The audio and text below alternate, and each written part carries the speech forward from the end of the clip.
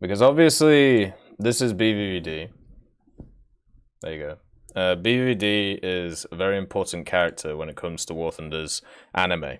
And the reason why he's very important is because he is basically one of the head honchos when it comes to the development of the game. So that means that he will make decisions which directly impact the way that the game goes in the future, and therefore is one of the key people to talk to when it comes to the game itself. Before we had BVVD, we had Kirill, who did one of these live Q&As with Sean, and now I suppose it's BVVD's turn. They have done an auto-translate thing on this, which sounds really dodgy, and there's no subtitles yet. So we'll have to see what goes on in the future. So anyway, let's get into it. Let's see what's going on, and then, we can chat about basically what is said. Friends, we asked recently if you have any questions about War Thunder, and today, Vyacheslav Bolanikov, a producer in War Thunder, will answer them. Vyacheslav, thanks for finding the time to do it. Hello everybody, thanks for the questions. I hope this will become a tradition, repeating at least once after each major update, similar to the videos we make before each update is released. There should be... Who is doing this voiceover? Right. These guys are speaking very monotone, okay? And that's a fine thing. But you don't need to be like, just chill. Honestly, it's okay. Just, these Q&As are not supposed to be hypey. They're supposed to be let's get answers. Answers to your questions after a release. Let's begin. There are many questions, and all of them are interesting. We picked them from the number of likes and tried to collect the more popular ones. Most Oh dear. of our questions are from YouTube, and some are from Instagram. We also have questions from the forum, and we'll try to give answers to them too. The first question is from a user named Scorpio. Are you planning to update tree and bush models? They look terrible in 2021. Also, will there be a remodeling of old maps? Textures that are outdated as well. Actually, we've been improving graphics for quite a long time already. It's a constant process. It was worked on harder since the new power update. You may have noticed the changes in the visual part of the game there, including new skies and effects. Generally speaking, the problem of outdated graphics is typical for any long-lived projects. It'll be 10 years since War Thunder creation next year, and the things developed at the project beginning are becoming outdated. We understand that something has to be done with this. I want to stress that not all maps look the same because they were made at different times, and the newer the assets, the better they look. However, we already have plans for further graphical improvement. In the next major update, we're going to add a graphical feature that'll have a great impact on the visual perception of the game. After this, we'll have some big changes planned for the next year, amongst which will be improvements to the environment and game objects. I hope we can make all these plans come to life, and eventually all aspects of the game will fit modern graphical standards. In short, yes, we have such plans and we're working on them. The classic answer, may I just say, it's good to start off with some of the classics. And the classic, as always, is of course we are working on it, check the news soon. I'm very happy that we started off with that, and it just shows you how the Q&As, when it comes to the answers, they are pretty much exactly what BVD says, which is the same thing. We are working on it, we have been working on it, here is the stuff we've done in the past, and look towards the future for other stuff we will do to improve it. It's not a good question to start off with. The first question is not great, because it's just going to give you a bog standard answer every time. We are continuously improving the systems we have, and will continue to do so. That's why. It's already been asked before in many different forms when it comes to graphics, and it's going to get continuously answered in exactly the same way, which is why I don't like that type of question. The next question is from the user, have you seen Sean? Do you have any plans to improve and update voice messages in ground vehicles? Short answer is yes. Actually, it's a... Where's my boy Sean? Where's he at? Who knows? Where is Sean? He's disappeared. process that never stops. We constantly add and improve the sounds of weaponry, effects, and changing the way processes that need sound support work. For example, the vehicle movement, engine operating in different modes, and many other sound effects. The process of improving voice messages and crew voices is also ongoing, and we work in both areas to add new commands, improve the existing ones, and to assist in adding new playable nations. Right now, we're working on integrating Israel as a nation in aviation, as well as ground vehicles, and of course, we'll need a new pack of voices for this. What about the British? Where was their voices? Where was their integration? Never happened, did it? Sad. But don't worry, Israel, which will have a very small player base compared to the British, don't worry, we'll have unique stuff for them. Because that's what's important. Sad. But yeah, same question as always. We're same answer as always. We are continuously working on improving our sound design. Like, once again, this question's been asked many times. Next question is from the user named Lukic. Are there any plans to extend the battle ratings? It would be nice to see BRs decompressed to at least 11.7, since right now the Yak-23 has the same BR as the A4E, and so on. Why does it matter that the A4E early has the same BR as the Yak-23? They're... What is that example?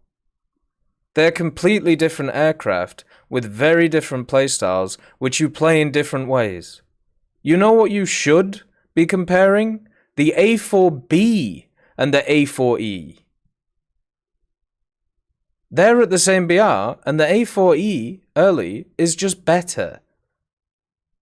There's nothing on the A4B which is better than the A4E. Why are we comparing the Yak-23 and the A4E? Actually, we do this quite regularly. There were less battle ratings not long ago, and the maximum is already up to 11.0. Right, the one thing I'm not liking about this video so far is why is there music on in the background? I can understand the gameplay to keep Zoomers like interested in what's being said, but the music is really off-putting along with the Russian being spoken and the English on top of it. There's too many audio channels going on right now. Like, it's okay to do a serious Q&A. You know, we don't have to add all of these weird video editing parts to it to try and get people to listen. We extend the upper limit when there's a vehicle release that needs such an extension. For example, some aircraft are so effective that it'd be difficult to play at the actual battle rating, since vehicles have totally different capabilities. I think battle rating will increase in the future, but for now it'll not work. The time in queue will increase, sessions won't be so intense, and there'll be a lot less diversity in vehicles. When was this Q&A recorded? Because they are increasing the battle rating range. They're increasing it to 11.3. It simply won't be interesting anymore. But of course we'll increase the upper limit gradually. This is the same answer that Kirill gave 2 years ago, and it is the same answer you will always get because it's the correct one. As vehicles get added to the game, which have more capabilities, and there is enough vehicles at a BR bracket that it becomes stable, then they will increase the BR bracket. This is what has happened for the whole entirety of War Thunder's existence. Even during the level system, it was the same thing. Because when they say stuff like diversity of vehicle matters, right?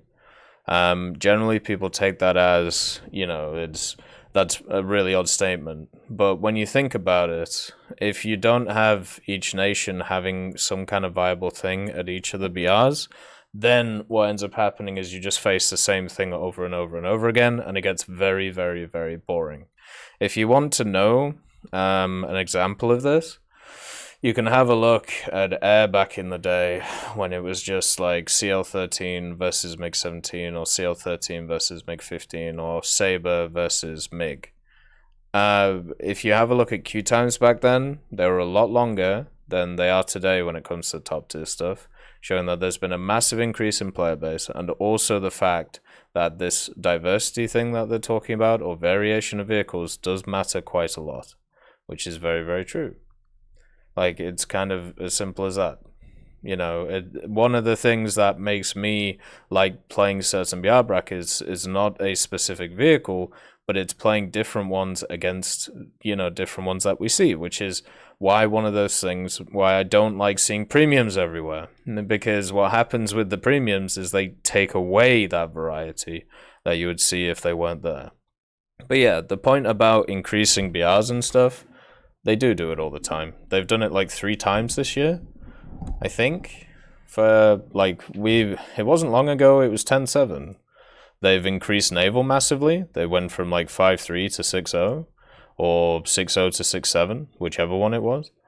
And yeah, they do it all the time. This line of questioning is never going to end, because it's never going to be what people want when it comes to SBR decompression. They want stuff like 15.0 and stuff like that, which makes no sense. But it just is how it is. People have an idea in their head of what they want, and if it isn't that, then it isn't happening, which is obviously not true. Nice to see you, Alex, and also Diaboli. Hopefully you're going well. Nice to see you too, String Push. Questions from Erwin.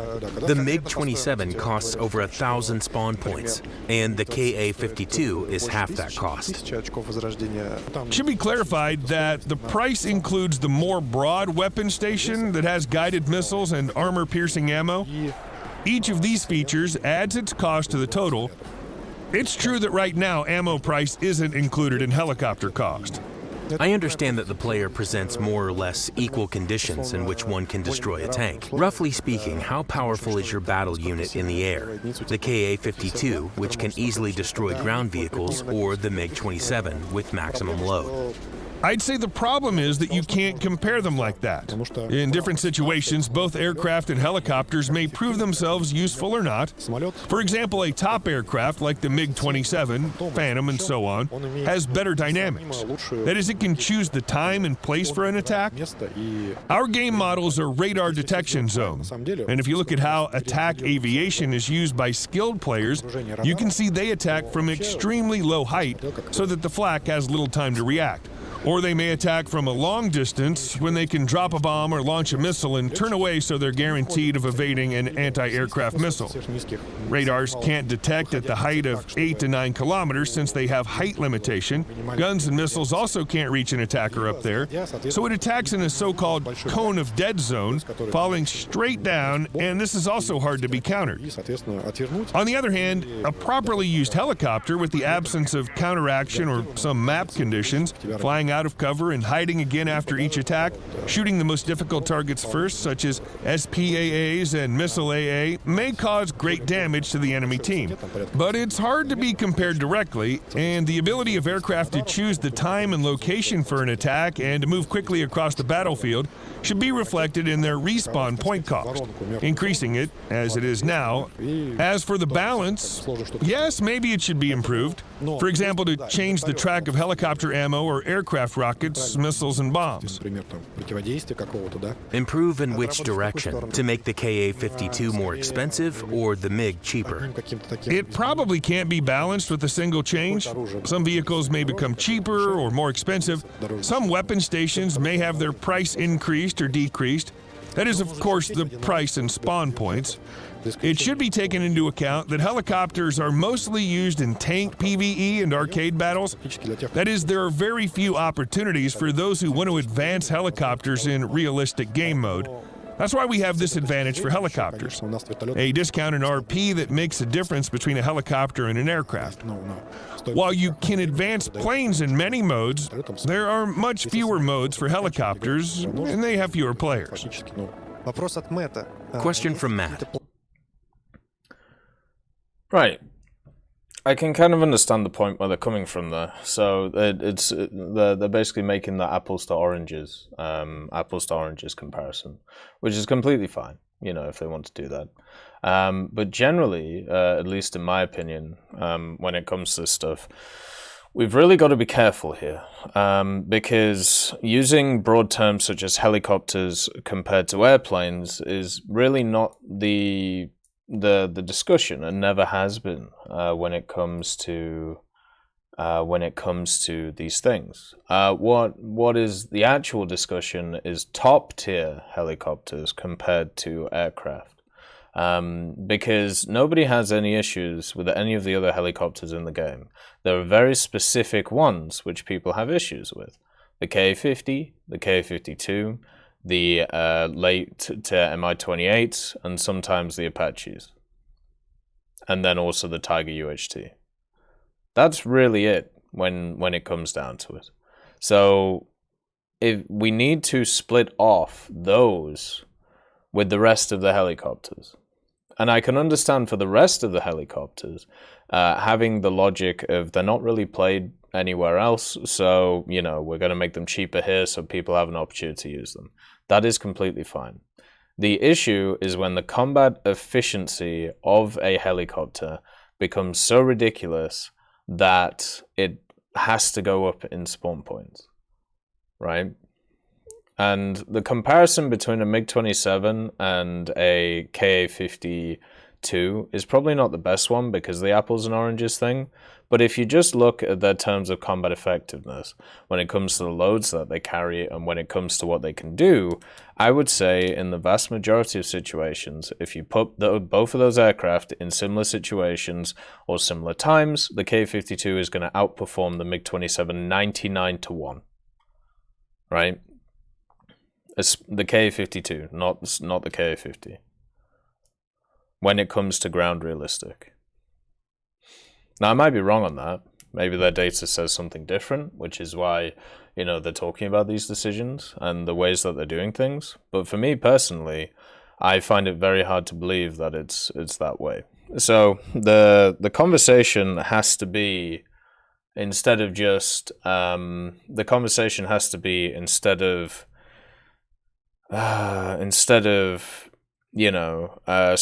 like helicopters versus airplanes, it has to be specific helicopters versus specific airplanes, which comparing the MiG-27 and Ka-52 is probably not the best one in that regard.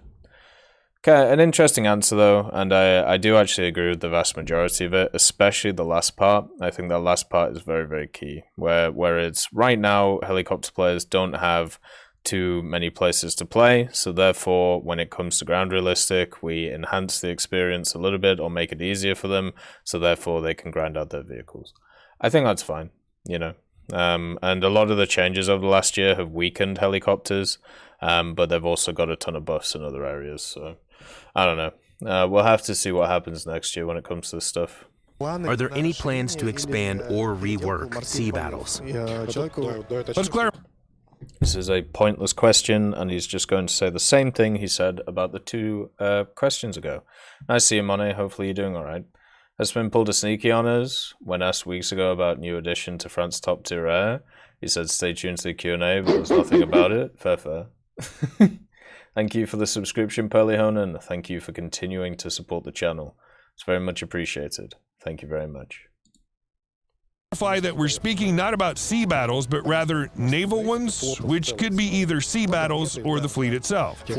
Yes, generally speaking, a player wants more actual naval gameplay, to play sea battles in helicopters and reactive aircraft, and to see modern vessels.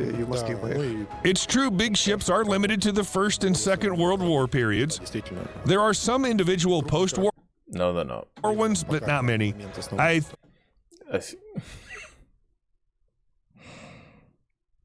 Sorry, I've got to let him finish the question. I think we'll add more recent vessels over time, but there's an issue concerning missile weaponry, since modern naval vessels have other weaponry, and this would require us to create complete new mechanics, and would fundamentally change the gameplay. The battle actions would be aimed over the horizon.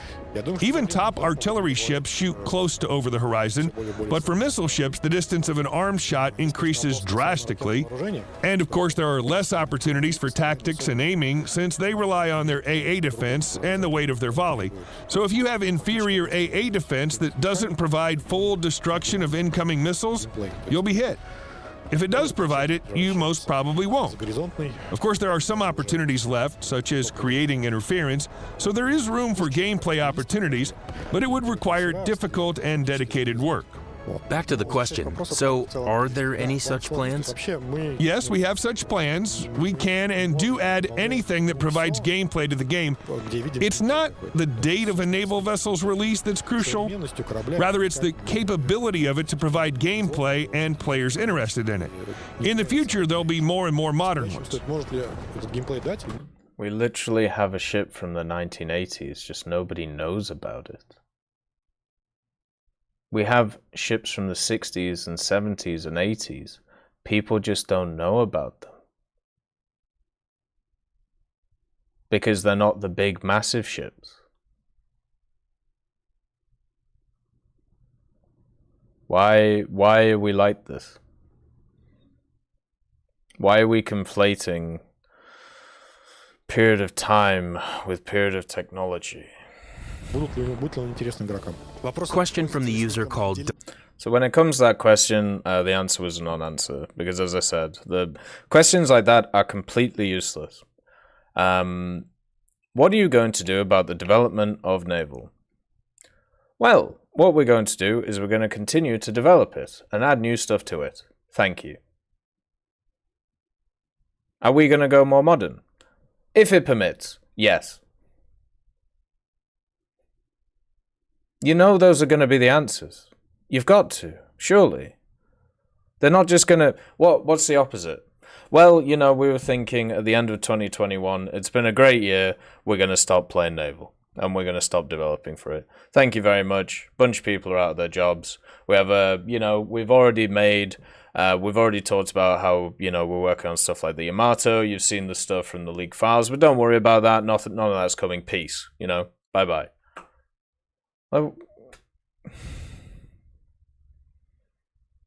Why even ask that question? Hey, God, man.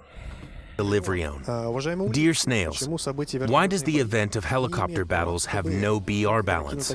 How should players in AH-1J and MI-4 defeat the helicopters Ka-50, Ka-52? Yes, there is such a problem, but it's mostly caused by the low number of players in helicopter battles.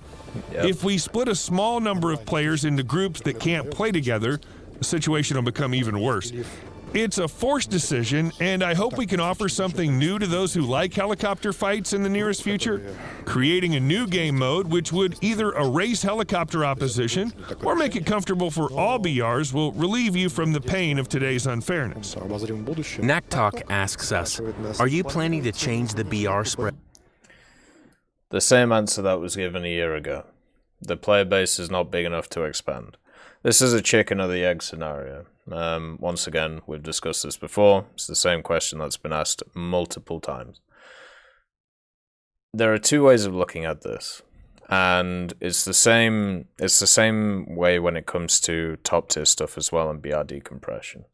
They have to be 100% sure about a decision that they're going to make. Otherwise, what's going to happen is if it turns out that it was the wrong decision, it could easily kill the game mode. So even though there's not a lot of people playing it, if they decide that they're going to do this huge change, where they're going to move things about, that may kill the pre-existing player base, and you've got to make sure that there is a new player base coming in to be able to fill that gap if you've killed the old one. And if the metrics say that they're not sure, and there's no belief or there's no facts backing the fact that that would happen, then they're not going to do it. It's exactly the same thing with BR decompression. It's exactly the same thing with matchmaking. It's exactly the same thing with this. if they take risks like that, because they are risks at the end of the day, because there are people who do enjoy playing that game mode, and you are going to take that away from them, and then they might not come back, right? So you've got to hope, you've really got to hope that there'll be a ton of people who will stick around, and also new players who will come in. Will creating this system, you know, maybe a 2 or 3 tier system, will this solve the existing issue where it is high tier vehicles versus low tier ones? Maybe. Will it fix the meta vehicles that will get spammed out at those brackets? No. And will it bring in new people? These are the questions that they have to have positive responses to, right? But at the same time, if that is not the case, then they're not going to do it. A lot of people avoid the 8.7 area due to Rocket Thunder. They've got to have stats on that, right? And once again, just because somebody says that they avoid something doesn't mean when it's fixed they'll come back. Because if they make the decisions to bring those people back, it's going to piss off other people, and they're going to disappear, and that player base may not come back. Which is why decisions are made when things are critical, when it comes to these things. When, like, not rash decisions, but extreme decisions are made. If you want to know a example of this, the splitting of the naval trees, right? And that had a positive effect. But that could have easily had a negative one, right? To 0.7, any pair of vehicles with a difference of 1.0 suffers. I think if the spread would be 0.7, the game would become easier. Any decrease This has been answered at least 20 times. of dispersion in which matchmaking finds players. Right now it's a 1.0, a decrease to 0.7 or even 0.3 will result in a decline of sessions, both in finding players, which would take longer, and in diversity of battles, as it's not so interesting to play against the same vehicles over and over again. If the balance brought it to the absolute, while using a tank, for example, you'd have to be opposed by exactly the same tank. Only such conditions will be totally fair, with any other giving advantage to one side or the other. I've literally been saying this shit for years. Thank God it's finally being actually said by the dude behind the thing. God fucking damn it, man. I believe that the difference of 1.0 is the minimal spread of BRs, which on one hand provides an interesting gameplay experience and diversity in battle situations, and on the other it doesn't make players with the difference of 1.0 totally useless on the battleground, considering that a tank in the game can be destroyed by a single shot. I don't think this is as much of a problem as in the games where you need to land multiple shots. We have special matching settings that limit the amount of vehicles with maximum BR in case the battle was formed with the maximum difference. So if we have a battle in which players have both 5.0 and 6.0 rated vehicles, for this session we fixed the amount of players using 6.0 vehicles and even the previous 5.7 rated ones. This way, even if you're on the bottom of the list, you'll always see a player in opponent's team that has the same BR as you. The next question is from Jotan7. Quantitative matchmaking, something that's been in the game for a very long time. It was removed from the game and then it was added back in the game. It's just how it is. Oh, God. But yeah, that question's been answered many times. I remember getting a lot of shit for saying what I said years ago. When it comes for this stuff, and it's nice to see game developers finally coming out and talking about this shit. Queue time is really important because nobody wants to sit in a queue. If you go and watch that video from Circon and I think it was like the lead designer or one of the head honchos when it came to World of Tanks, the one thing that he was asked was, what is your perfect matchmaker, right? Because in Circon's mind, his perfect matchmaker is a perfect balance of vehicles against each other, whereas the guy, his perfect matchmaker is a 0-second queue time. So getting people into games. So what you've got to do from that point is you've got to find a middle ground. I think 1.0 is a completely fine is a completely fine range. It is 3 times better than World of Tanks and any other game that I know of when it comes to its systems.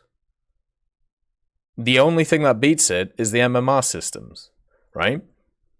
And even those, if you have a look especially at League of Legends right now, and when the player base declines or when it drops, that becomes a big shitfest. So for me, the system works fine. Will you get matchups where it doesn't feel very nice to play? Yes. How do we improve that? Mainly adding vehicles to those areas for those specific nations to try and help those. You can see that's happened a lot with Japan recently. You can see that's happened with Sweden a lot recently, and also with Italy as well. And this is something which hopefully will constantly be improved, because one of the things that we're seeing from this new update is new top-tier MBTs for nations which don't have as many. Quantitative Matchmaker is not a play in all BR range, but what range is it a question? It is at every range. So, yeah, that's pretty much how it is. It's just if you have a 1-0 BR spread in your game, then the top BR, whatever it is, will only be 25% on each team. And that could be that one team has that 25% and the other team has 0%. But the maximum is 25%. That's how it works. Comparing War Thunder to World of Tanks and LoL isn't an argument at all. I mean, that's fine. But what would you like me to compare it to? But as I said, if you compare the systems in the games, not the games themselves, War Thunder's matchmaking makes a lot more sense than others. It's just how it goes. And BVD has just outlined it for the umpteenth time. This is something that has been echoed by Esmin. This is something that has been echoed by other community people. It's been echoed now by Kirill, who's the CCO, and now it's been echoed by BVD. What more do you want? Hey Bob, nice to see you. It's just how it is, you know. In the groundbreaking update teaser, you showed a camera that was scouting for its team. Can we expect something of this sort in the game? I think this mechanic would be very useful for scouting aircraft. Just say no, please. Just say no. Niet, move on. What you saw in the teaser is more of an artistic necessity for the dramatization and development of events. But generally speaking, we have plans for scouting and the like. You may remember the way scouting aircraft were implemented in April Fool's event. Don't do it. We're planning to use it as a base to create something. No. Okoera asks, are there... Right. The only way that's okay, right? The only way that's okay is if they're talking about naval, right? With those recon aircrafts. Because if they're talking about anything else, don't do it. Leave it be. You don't need to. Just leave that over there. Work on something else. But if they're doing the naval stuff with the float planes, okay, fair enough. But if it's anything else, just put it to the side. It's all right. Are there any changes in mechanics of volumetric projectiles planned? It happens rather often lately that something that should be pierced through didn't make it through armor, as well as ricochets from cardboard and piercing without any damage done. I've heard these questions throughout the years I've been working on the game. Unfortunately, a complex damage model that depends on many different factors may cause valid situations that players see as strange. Like when one player thinks it should have been penetrated and it was not, because it's the way it should work. However, it also causes some errors that are present in the game. We're fixing both these issues. In the first case, we try to display everything in the kill cam. Recently, projectile destruction indication was added. This is because for some ammunition, it's typical to be destroyed even upon contact with very thin barriers. That's how physics work. Depending on alloys used, angles of hit, and velocities, a projectile can dissipate, and we point it out on a hit camera. Modeling actual sizes of projectiles made the model even more complex, which made it more fair, as the projectiles no longer get into the parts they shouldn't be in. Armored layers started working more correctly. However, there are some problems and limitations as well. Among the most visible is that hit processing on a plate joint is simplified, so there can't be a ricochet, and this may cause some troubles. Generally, playing the game lately, which I do regularly, just as any developer does, we strive to play every day. Of course. I love it how he has to throw that in, because he knows, he knows that you have the whole like you have that whole crowd who are like, they don't play their own game. They don't play their own game. Well, I don't give a shit. They're developing it. Let them develop it. But yeah, he's got to get that in there. He's like, nope, I play the game. You know, simple as that. Get out my way, scrubs. I know physics. Do you know physics? You don't know fucking physics, do you? I love it. This is like BVD, like fucking going off. He's like, yeah, let's go. I'm ready. Like, this is his strong point. Thank you for the subscription, Dravo. Thank you for continuing to support the channel. It's very much appreciated. Thank you very much. Of course, we see such situations from time to time and attempt to study and fix them. The most memetic thing done, perhaps, is the T-34 driver hatch that absorbs all hits. Yes, but I should know. No, what I would say right now, the biggest issue that I run into is, for some reason, that it's still happening where when either certain angles or certain layers interact, the armor just becomes ridiculous. So like when you shoot the side of a panther straight on, everything should go through it, right? But it doesn't. Even with stuff like 90mm or 76s. And that isn't a ricochet thing. That is the round disappearing. Now that falls into what he was saying before when it comes to bugs and when it comes to fixes. He pretty much covered himself with that statement. We added all these new systems. Some players are mistaken when it comes to what they're seeing, and other players are running into bugs. We are fixing these as they're going on. It's like the perfect PR answer when it comes to this stuff, right? You've hit all the nails on the head, now we move on, which is what he's doing. Here that this hatch was actually the most vulnerable part of T-34 because it was the same thickness and had a very thin overlap edge, so when a projectile hit, it flew inside the tank. This area was expanded consistently, and in the late 34s, the hatch thickness almost doubled.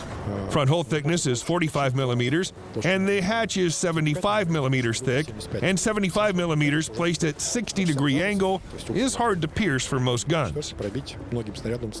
KAS asks, fair enough. I mean, that's just a nice little history lesson. Nice to see you, Roman. Hopefully you're doing all right. Hopefully everything is good. And I'm doing all right. We're just going through the Q&A, so pretty good so far. when will the SB economics be fixed? It doesn't work. Stop turning a blind eye on it. When will the possibility to complete battle pass tasks and simulator battles be added? And when people stop abusing it because it's such a low population mode. There you go. Fix the abusers.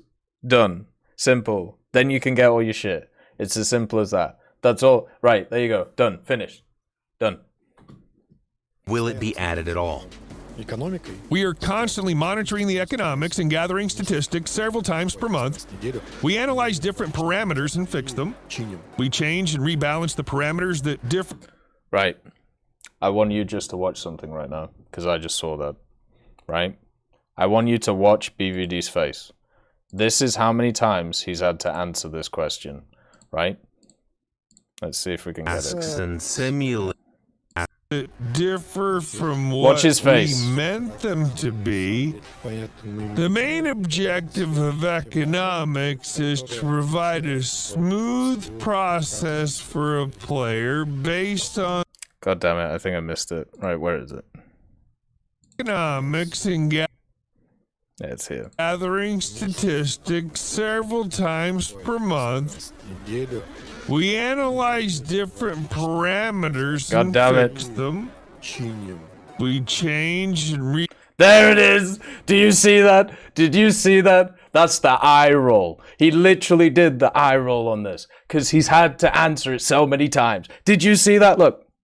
He's done. He's done with it. He's finished. He's had to answer that damn question so many times. He's like, oh, goddamn, we're back again to this, are we? He's like, Why can't I answer more stuff? Why can't I answer interesting stuff? Oh, we're back to sim economy. Because people don't understand that people abuse the system and that screws with the statistics. Get rid of the abusers, if you can. And there you go. Fixed. But nah, we got iRoll BVD instead. Oh, it's sad. I feel bad for him in this one. Rebalance the parameters that differ from what we meant them to be. The main objective of economics is to provide a smooth process for a player based on the speed set by the game design. In other words, it shouldn't give access to all the content in an hour, but shouldn't make you wait years for it either. It's always a balance, which we analyze and fix regularly. In aviation simulator battles, since the player didn't specify SB type, I think it's aviation ones. For them, the mechanics that set the pace of earning have been balanced several times, bugs got fixed, but there were no proper recalculations of repair costs for each vehicle. What we do regularly hasn't yet been applied to these new economics, but it will be done. I think this year, along with an economics update on other game modes, for now we fix and change and economics work as it's designed. And what can you tell us about the Battle Pass? The Battle Pass isn't generally related to economics, and we have no plans for it to be completed in SB, since the room mechanics and limited number of players offer certain loopholes for a not really completely fair completion. Oh, he says it in a very roundabout way. PR is wonderful. Would you like a translation? There are people who abuse the game mode. And if we let them, right, if we let people be able to do tasks in simulator, they will abuse it. There you go. Amazing. So you're blaming the players and not the developers making an abusable game mode. That's why they're trying to fix it and have been over the last year. I blame both sides of this equation, yes. It is the developer's fault and the player's fault. It takes two to tango. Concerning unfair income, bots use, and so on, the new system mostly solves this problem, but the Battle Pass is oriented on all sorts of achievements, kills, victories, and the like. It's much harder to deal with since there are no restrictions. So no, we're not adding it yet. Destin Co. 497. Do you have any plans to decrease or change the grind, the required amount of experience and silver to unlock content? You've added hundreds of vehicles in the last few years, but the player's income in the game stays the same. We have recently changed our reward mechanics when it comes to the game and the score mechanics. We are waiting on data to see what that gives us. At the same time, earlier in the year, we changed and reduced research across the board, as we do most of the years to try and keep up with the constant addition of vehicles. We try and make the system fair, but if the system is not fair, then we will work towards changing it in the future for you in different game modes. The intended time of progressing after which a player finishes the game, that is, the time needed to get top content, is determined not by the time needed to get access to every top vehicle of every nation in the game, by the time one spends to get the top tiers in one nation. Therefore, different nations are viewed as simply parallel economic games, so you can finish the game once maxing one branch, then finish it once again with a different nation. It'd be strange to unlock the top vehicles in the Soviet branch, for example, and automatically get the tops of other nations for it.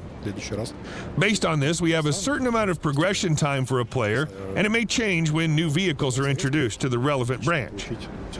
It does happen from time to time. We're not only adding new nations, but new vehicles to the existing branches as well, both top and middle vehicles of it. And all of it increases the amount of silver and research points needed to get a top tier. In case certain limits are exceeded, we do rebalance the corresponding branch and reduce the amount of silver and experience required for a top. We keep a table here, which you can see on the screen now. It shows you how the prices of tops and silver and experience are reduced. In absolute values, there's a huge difference, so the process of getting a top was greatly accelerated. Usually it happens after we introduce a new rank. When there are enough vehicles in the rank, all the previous ranks' prices are usually reduced, concerning the income in the game.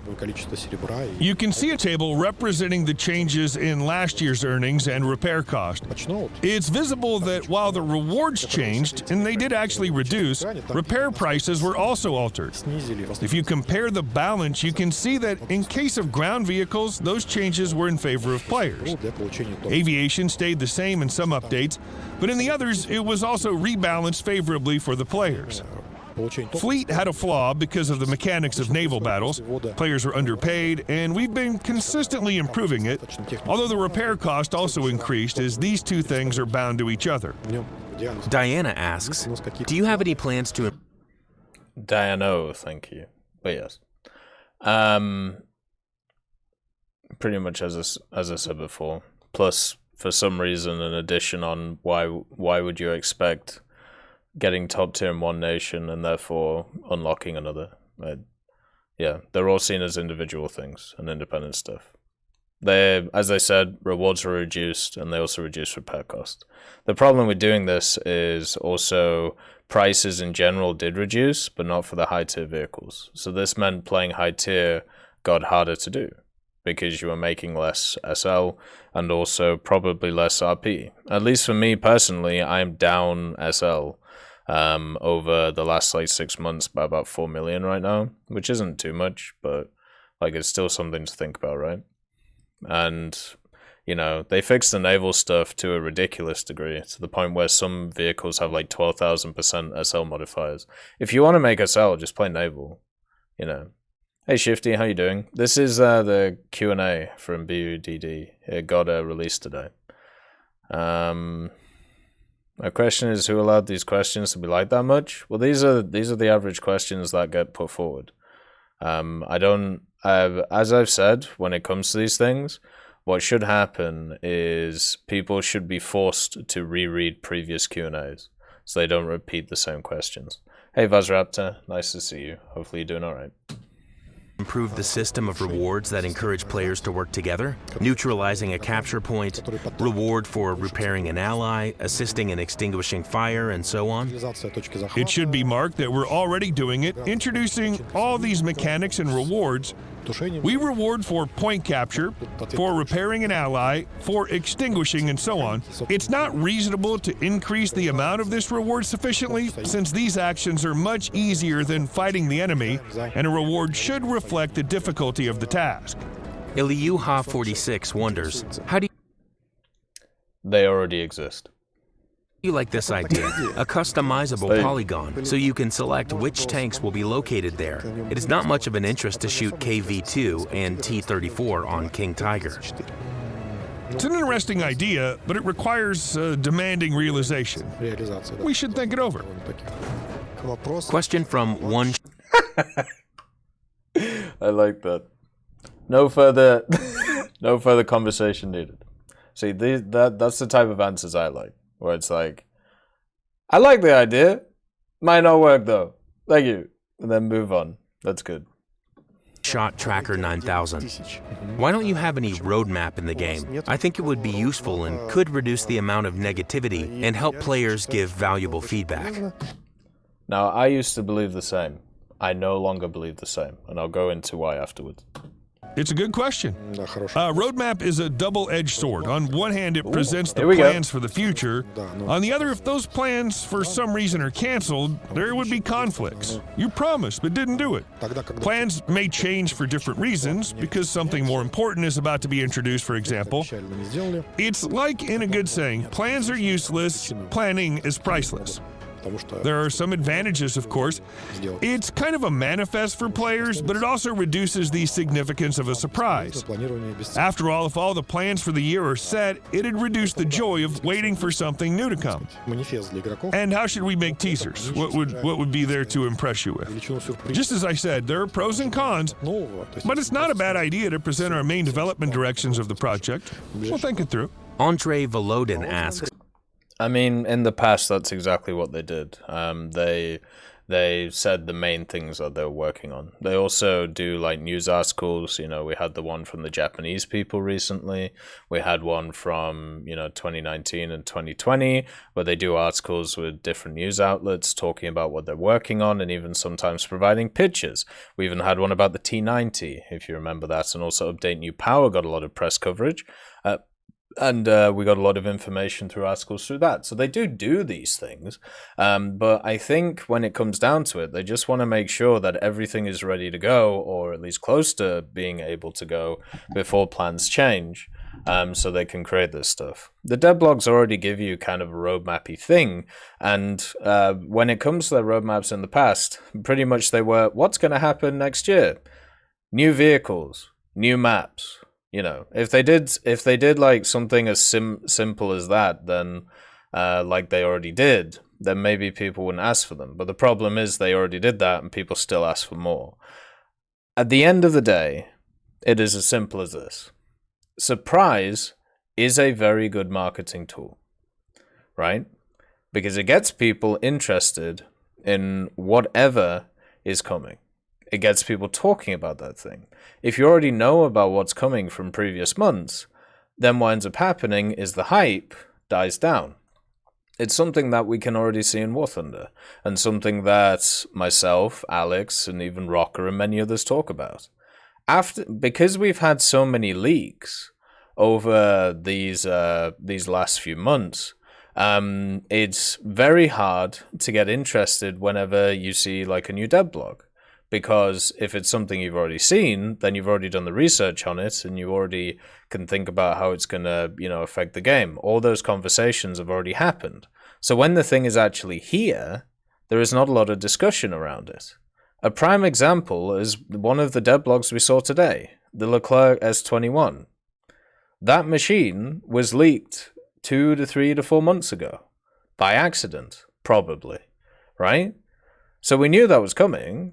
The question was just when, not if. So when the new devlog comes out, it's like, oh, well, there you go. There it is. There's no, ooh, or there's no, oh, look, new Leclerc. I wonder what's different about it. Well, we already know, because we've all done the research already. So it's just an extra thing, right? And that is why surprise is very, very important. The other point is massively important. What if targets aren't met? And this is something that you have to deal with business all the time, which is why overselling something is a criminal offense, right? And happens way too much in the business world and way too much in the areas that I work in as well, where someone will promise the moon and they cannot deliver, and then someone else gets hit with the bucket that they have to fix everything, and then they give them like a realistic estimate of what's going on, and then everybody gets pissed because of the person who lied in the first place. It's really, really, really annoying, right?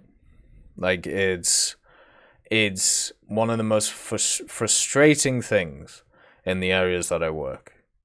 And if that ever happened when it came to War Thunder, such as it already has, with stuff like the Chinese helicopters and the Italian helicopters, and also stuff like battleships, where the Chinese helicopters were announced that they were being worked on 1.5 years ago, or nearly 2 years ago now. It was in December of 2019. So pretty much 2 years ago, well, okay, we're developing these. They'll probably come out in the next year. That's the plans. We're a year on, and they're not here. Now, yes, they're only Chinese helicopters, and most people probably don't give a shit. But at the same time, that happened. And there are still people talking about today going, where are those helicopters? Which is completely fine. So, for me, I am fine with them not giving definite roadmaps on these things. Because if they did and they had to stick to them, first of all, they wouldn't be able to adapt to new technology that might come along. They might not be able to adapt to certain things outside of their control, such as the COVID stuff, maybe some political things, maybe anything that may happen, right? And that means that it's much better to do what they're doing right now, which is the odd interview, with outlets talking about things. They've said that they're going to do these Q&As after every major update. That's great. That's what they should do, giving more information going forward. This isn't a new thing, though, these Q&As. They've been around for a long time. I wish people would stop calling them new. They're just in different forms. And, yeah, they're doing it right now. I think maybe a little thing at the start of the year where it's like, okay, this is kind of, you know, we're gonna focus on, I don't know, larger ships, right? Or we're gonna look at larger ships, do something very basic when it comes to a roadmap, and then I think that would be fine when it comes to people, because that's what they did before, like new vehicles, new maps. That's basically what it was. Anyway, I do agree with him on the roadmap point. From a personal point of view, it's a bit annoying because it means that I don't know or I can't plan ahead when it comes to these things, right? Which is why any piece of information is useful for me. But I also understand I'm in a very different position to most people when it comes to these things. So for me, like I'm fine with the way that they do it now. When will a new season of World War start? And will there be any changes? The new season will most probably start in the following year. We don't have time for it this year. There were reasons for it, as well as development in other directions, so it was postponed. Each new season of World War brought new features, just as the next one will do. We have an array of plans and features that we plan to introduce. Those include both making this mode more convenient and bringing balanced and interesting game mechanics that'll be presented there. Toronto Plane Spotter asks, The last World War mode was not fun at all. I didn't enjoy it at all. I didn't like the new mechanics. Every time they add new mechanics to the mode, it breaks a different part of it. The problem with doing this is the fact that it makes it less enjoyable from a competitive point of view. So generally, I would rather they just went back to the old stuff and gave it a go and tried to iron it out before moving on to new things. I've said many times when it comes to squadron stuff, I'm not interested at all in doing it in a competitive way. I just don't care anymore. We're going, well, at least from my point of view, maybe if other people want to take up the mantle, they can do. Then I would rather do it from trying to get everybody all of this stuff and have a bit of fun with it. What they need to do is they need to add in a practice mode, they need to add in a versus mode, and they need to not update and change the mechanics of it a day before the thing happens. Because it's just a silly, silly thing. You look like you're sitting on the lap of the left guy? I wish. You also have to remember a roadmap can be used against you as well as for other game companies. Yeah, that's very true, actually. That's something we don't bring up that often. From a business sense, why would you tell your competitors what you're doing in that year? Like, why would you do that? You know, people talk about all the time that War Thunder has no competition. Of course it does. The competition is other free-to-play titles and also the general game industry as well. Just because it doesn't have a stylized game which is exactly the same as War Thunder does not mean that they have competition. Of course they have competition. It's competition for your time and your money, just like how all of these things are. So by outlining exactly what they're going to do in a year, then everybody who is, you know, in similar areas as them is going to go, well, they're doing this, so we're going to trump them and we're going to do this instead. Even though a lot of these things are planned years and ahead, that doesn't mean that other stuff can't be prioritized and brought forward and be able to screw with them, right? Hey, Pinoy, nice to see you. Hopefully you're doing all right. Nice to see you too, Biggie. Hopefully you're doing good today. Since there's going to be a new nation, Israel, would we see Canada, South Korea, Hungary, and other small countries in the future? No, I knew this would happen. Why? Just make them sub-trees. You should have done this with Israel. You've let the crazies out the cave now, and they're not going to go back in. They were stuck in that cave for a year, and it was really nice, and we nearly had the boulder over it so they would shut up. But now what's happened is the rock's been smashed, everybody's come out, and now we're going to have everybody asking for every single nation in the world. I can't wait for somebody to say Greenland should have a tech tree. Small, they are, of course, from the position of the vehicles they used and not in their geopolitical influence and the like. I should mark here that we have vehicles in our game that were used by Canada and Hungary. What's for South Korea and the North one? Their military-industrial complex produces many quite interesting and unique models. South Korea has its own main combat tank, missile AA, and own types of weaponry and ammunition, so it's a country with advanced industry, and I think there's a chance it'll appear in the game in the future, as well as North Korea, since it also has many different and interesting machines, which we can see regularly on parades in recent years.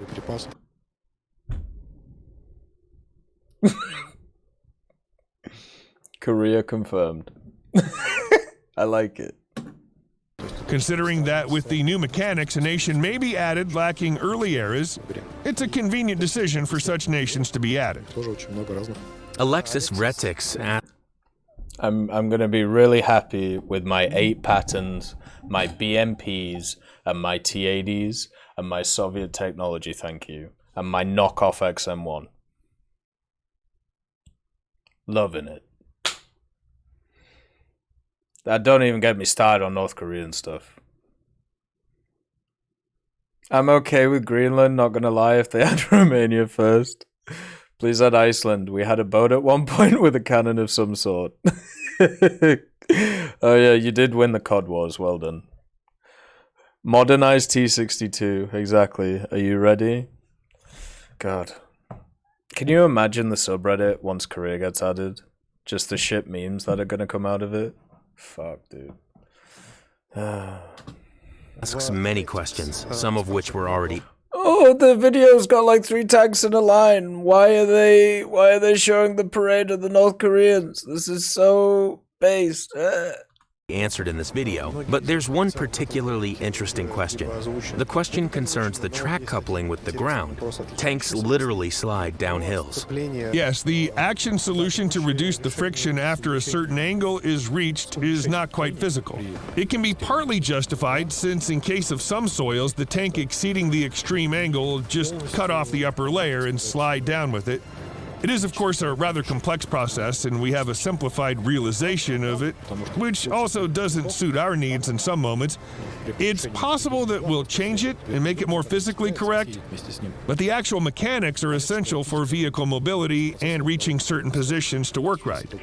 Players shouldn't be able to get to places that a real tank can't reach, but I reiterate, there is room for improvements, and it's possible that we can work it out to be more realistic.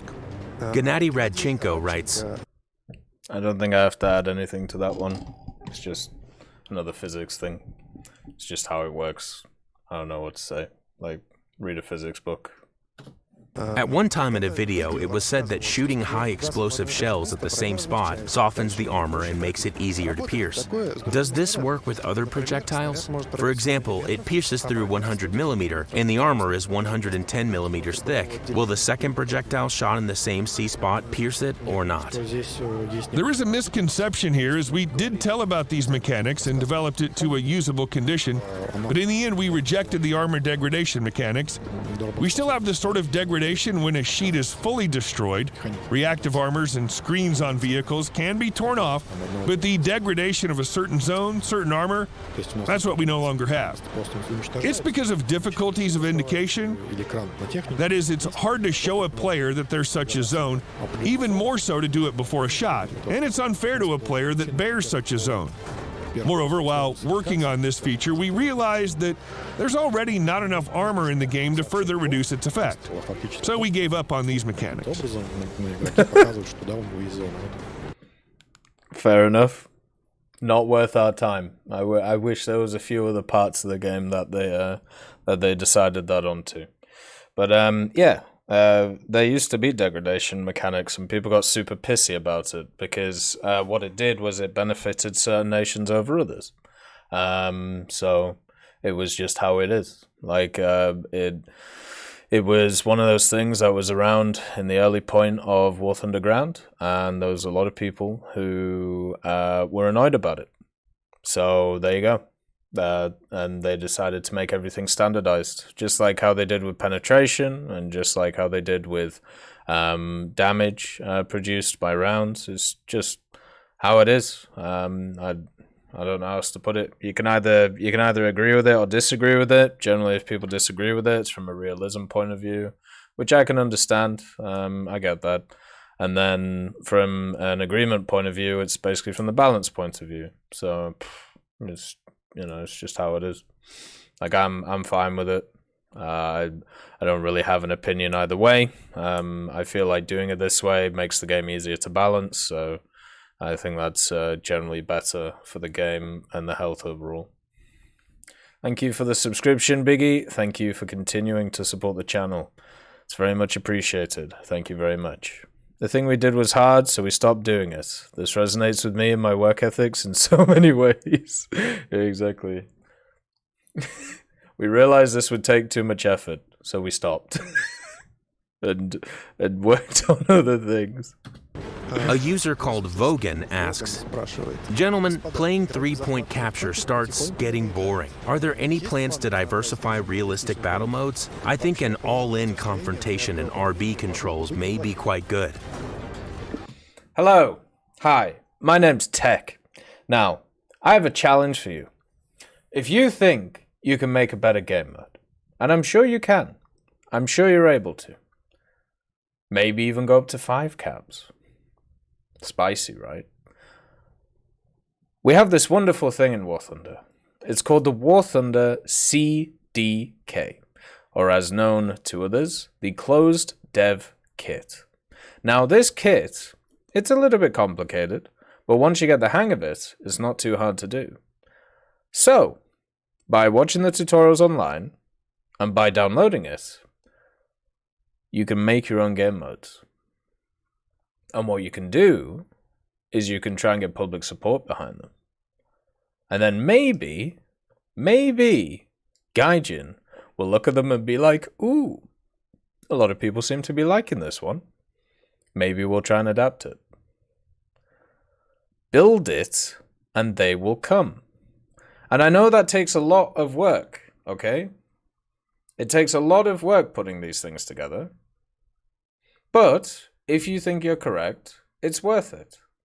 And if you want to be the change that you want to see in the game, if you want to see change in the game, you be that change. That's how all these things work. But as I said, I know that's a lot harder than just saying we need new game modes. But I'm sure somebody can do it. I've been waiting on about 7 years for people to do it. One or two people have done it. Now they're on to the next question. How to balance it. And unfortunately, that's where they're stuck. Yes, it's a fact that point capture mode is outdated with these mechanics being in games for ages. There's nothing new about this observation. Actually, it should be understood that the mechanics of control... Okay, whoever did the... Right, whoever this guy is who is doing this voiceover, how do I... There we go. Whoever this is who is doing this voiceover, he did not know how to read that line. He he fucked that one up. But that sounded so good. Oh. New about this observation? Oh, wait. Come on. Yes, it's a fact that point capture mode is outdated with these mechanics being in games for ages. There's nothing new about this observation. Actually, it like he just didn't know. He just didn't know how to say it. That was just brilliant. Like he was like, okay, like oh my god. But yeah, he is completely right. Like it's just how it is. Should be understood that the mechanics of controlling points or zones on the map was not spun out of thin air. It's the reality of military operations. The result of any operation is capturing and keeping the territory. We've seized enemy territories, deprived it of its resources, making this the most effective way of winning a war. There is, of course, an option of genocide, but history runs low on such examples.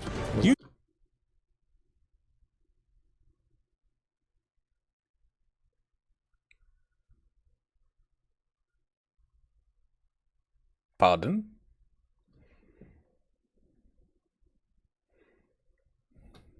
Deprived it of its resources, making this the most effective way of winning a war. There is, of course, an option of genocide, but history runs low on such examples.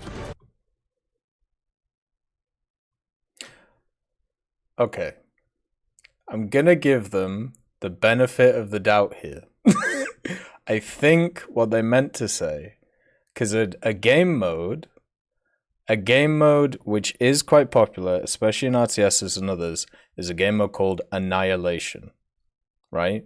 An annihilation is when you completely destroy the enemy team, okay? So there's like nothing left. You destroyed all their buildings, you destroyed all their units, you've won.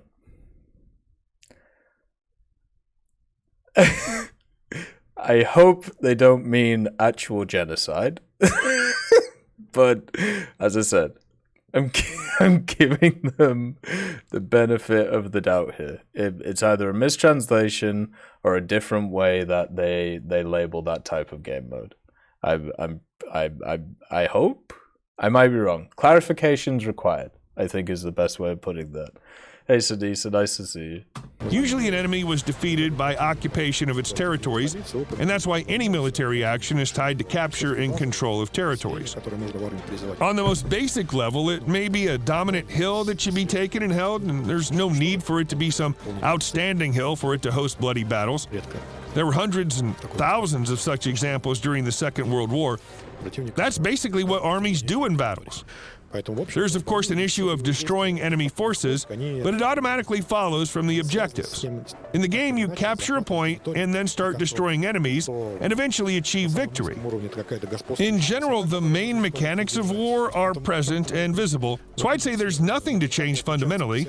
Non-symmetrical scenarios, for example, when one attacks and the other defends, are unfair to players in random fights. Even if statistics show the perfect balance of these games, a player will always see such a battle a little less fair than a symmetrical one. As a gameplay option on a tactical level, like it's realized in World War, yes, it may be possible because players can see where they go, what positions are there, and the size of enemy forces. With this meta gameplay in mind, such battles can be interesting, but in case of random battles, they cause some questions to arise, just like convoy battles, which also look relatively unfair. We had convoy mission experience during events in which one team escorted ships and the other had to destroy them. Although we managed to achieve a statistical balance of 50-50, both sides criticized it, and there was nothing we could do with this. Cosmetic improvements such as more points or showing them as more obvious positions rather than just squares on the map, that's what we're trying to do. We make attempts to bind points to some parts of the map, a town here, a village there, a river crossing somewhere else. That's our development direction.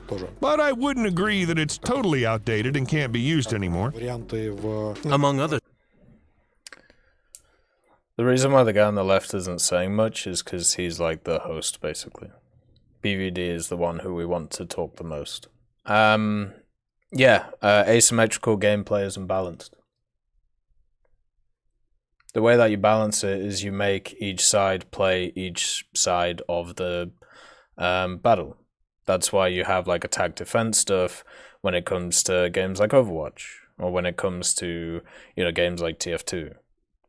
So you play one side and then you play the other side. This balances it out. This ain't gonna happen in War Thunder because one side's gonna be heavily favored. And then what'll end up happening at the half-time point is people just leave because they don't have 50 minutes to sit in a battle. So, yeah, CSGO is also a good example of that too. Yeah, we have a tale of two halves. The problem is the general gameplay of War Thunder is too slow for it to work. There isn't a lot of massively high-action moments. I do also want to point something out. Whoever is playing on this account, who the fuck puts their left click on scouting, their backspace on artillery? Right, who does that? What is your fire key? Are you using space?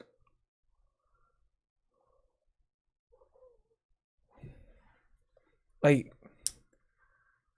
why? That's so weird to me. It's so odd. But anyway, yeah.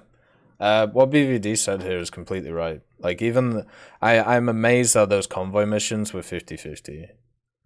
They may have been 50-50 in the grand scheme of things when you didn't have full squads versus full squads. But at the same time, like, if that was the case, if with two full squads against each other, there was no way it was 50-50, because that's not what we saw. We saw generally a massive advantage in the attacker's hand when it came to those things. Both fire and scout, yeah, but what if you just want to scout something and you don't want to fire? Are we constantly looking at our enemies through gunner scopes? Man got him a foot pedal? True. Things, it may be possible to capture 1 point instead of 3. Yes, this is quite obvious, but we're still speaking about control of a point in a map.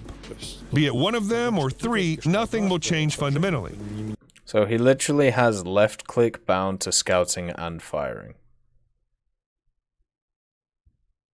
So this guy doesn't use his commander sight at all. But also, what if you screw up a shot? And why are you scouting something you're already shooting at? It should already be scouted before the engagement step. Whatever. I'm not gonna critique the gameplay. So answering the question as a whole, we will stick to point capture, but it will be improving in several ways. The answer is, that's mainstream, and there's not much to add in a form of short random game sessions. We need fairness, symmetry of game mode, clarity, and simplicity. As the main game mode, it'll probably stay the same, but the appearance of new mechanics is possible. Starpalm app. We do it this way because it works. There you go. It's pretty simple. Like, I don't know how else to put it.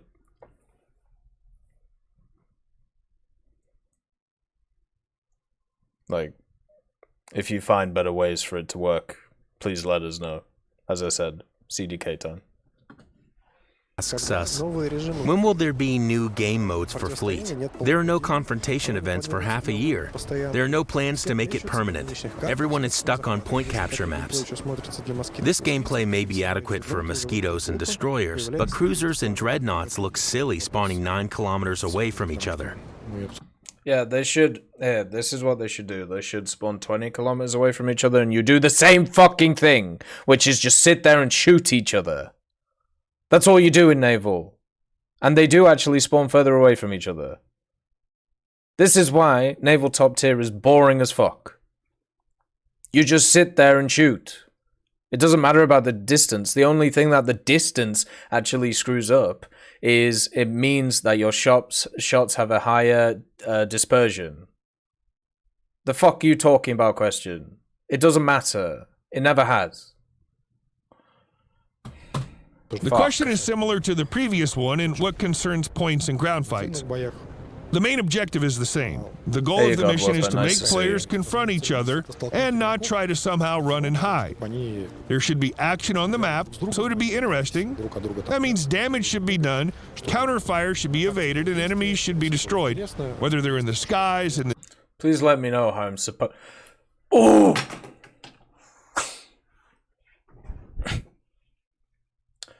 You cannot say those two statements next to each other. Alright, let's go through it again. The goal of the mission is to make players confront each other and not try to somehow run and hide. First statement. Okay? Confront each other, don't hide. Okay? First statement. There should be action on the map, so to be interesting. That means damage should be done, counterfire should be evaded, and enemy...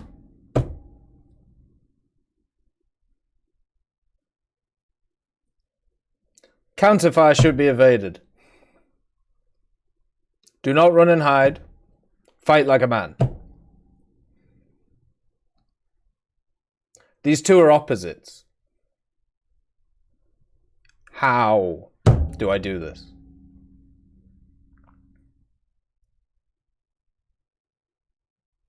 How? if I'm in an inferior ship, right? Or if I'm not in a spaded ship and I'm against one and there's just water between us and nothing else, how am I supposed to outplay that person? How?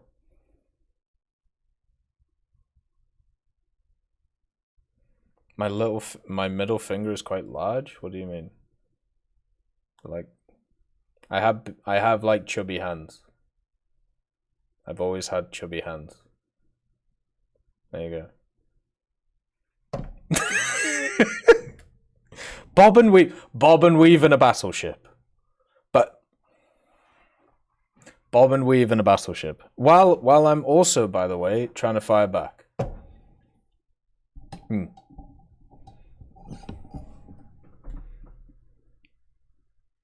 I don't know, Chief.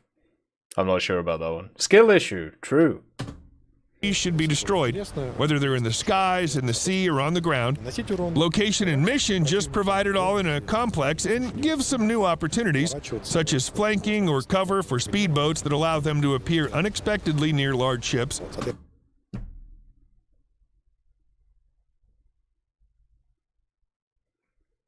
That is why we created a fully open circle with no cover in it at all, so the speedboats can flank around and hit the big ships.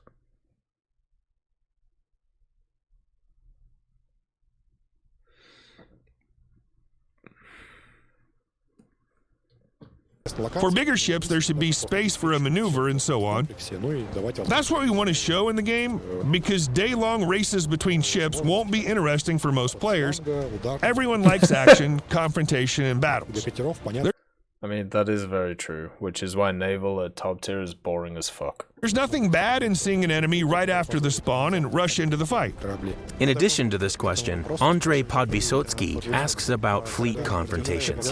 It's a rather demanding game mode, both in relation to its development and debugging, and concerning what it takes to maintain and balance it. It takes much of our resources, but we don't give up on it. We'll include confrontation as events. They're going to continue developing it. There you go. Is it possible for the Swedish branch to be combined with other vehicles to some Nordic branch in the future, which would include Swedish, Finnish, Dutch, and Norwegian? They already have Finnish vehicles. Can we stop adding Finnish into this idea? They're already there, right? They've already confirmed that they're going to be there. It gives them an out on these answers. Stop putting Finland in, because now what they can do is go, well, we already have these types of vehicles, as you can see from the Finnish vehicles that we've added. Just don't phrase it like this. There's so many better ways of phrasing it. Vehicles? There will most certainly be something of this kind, except that the name of the branch will stay Swedish. We do have plans to add Scandinavian countries' vehicles, and first of all to add Finnish vehicles to the Swedish branch, like it was done with RSA vehicles in the British branch. Finland confirmed. Subtech tree. Hope you enjoy your T-55s. Gonna be real fucking fun. Right, let's have a look actually before we move on. What has Finland actually used over the years? Finland, military vehicles. Let's have a look. Let's see. What do we have to look forward to? List of equipment of the Finnish army. What do they use today? Leopard 2A4s, Leopard 2A6s. Wonderful. CV90s. Nice. Okay, they're already there. BMP2s. MTLBs. Okay, well, they're not going to get in. The Patria, we could see the Patria. That would be kind of interesting, I suppose. BT-42, yeah, there's one. What else do we have? Let's go. Let's see. Do they have anything unique, is the real question. Oh, they have the 155 PSH. There you go. They can throw that in. It's not unique, but they can do it. They have the 9030, which is slightly different from the 90 that we have.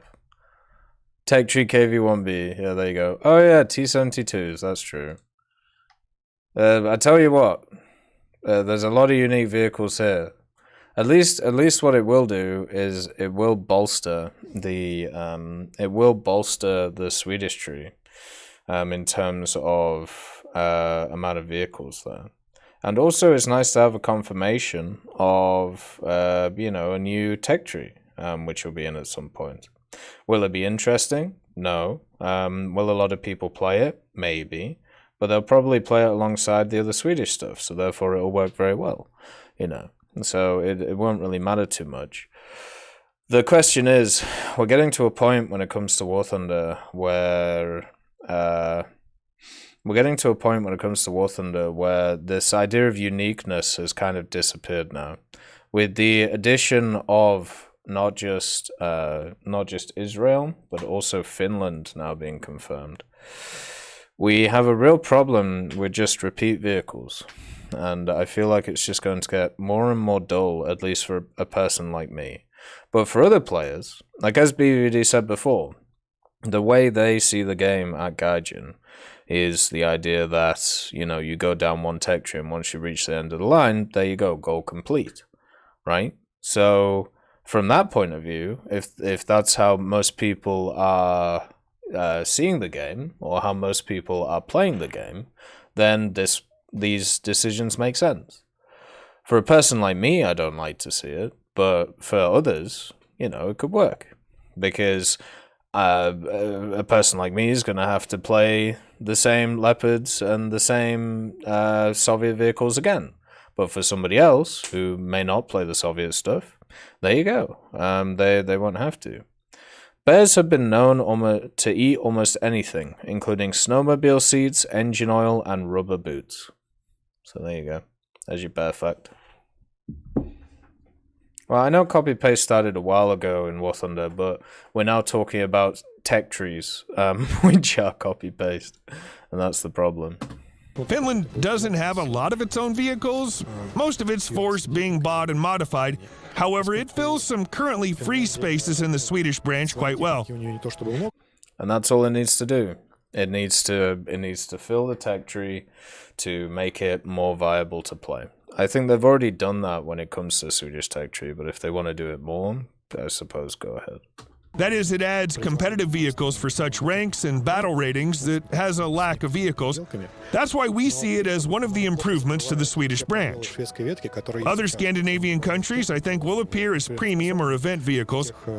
There's no point in changing the Swedish branch name as long as Swedish vehicles are the majority of it.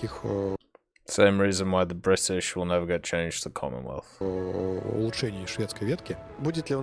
we have historical matchmaking and missions that are based on real events and battles? For example, like Iwo Jima, Pearl Harbor, Guadalcanal, and so on? Yes and no. I see it as an impossible. What do you mean yes and no? What does that mean, BVD? Just say no. Just send these people into the abyss. Send these people where they belong. Into the abyss, BVD. You have an opportunity here. Just say no. Now and so on? Yes and no. I see it as an impossible task to introduce historical matchmaking to random battles on a permanent basis. It has more disadvantages than opportunities. Problems with balancing, difficulties with filling each side. It's no secret that different nations have different amounts of players, and it's hard to always pick Japan against USA with the same certain objective each time, especially since in reality, there was no balancing, and one side usually had some advantage in its vehicles. We have experience in adding such events, and the problem of balancing was always acute. But it doesn't mean there won't be such events at all. If there is some theater of operations that has a balance of vehicles, meaning that each side has vehicles with similar capabilities and numbers, if there can be found more or less equal setups, while both nations are opposed as game factions, in some cases it is possible.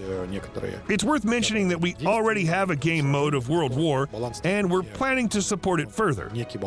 This game mode does model battles with regard to the vehicles available at the time. In addition to this, we have plans for thematic events that assume the use of particular vehicles, for example, devoted to the Battle of Moscow, Battle of Stalingrad, Invasion of Normandy, and so on, in which players will earn certain rewards while playing random battles using certain vehicles or vehicle sets. This way, they'll create historical events for themselves and won't break queues and balance. It is possible for something like this to appear. We've probably released it, and you can see such an event right now. Fair enough.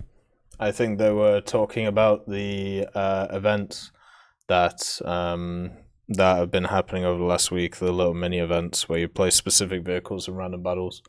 I like those events. I think they're really well done. I think they basically mix the two ideas together, right? So they make it so you can play specific vehicles to get specific things, and also tie it to history, and also don't screw up the matchmaker too much. So I think overall it's a pretty good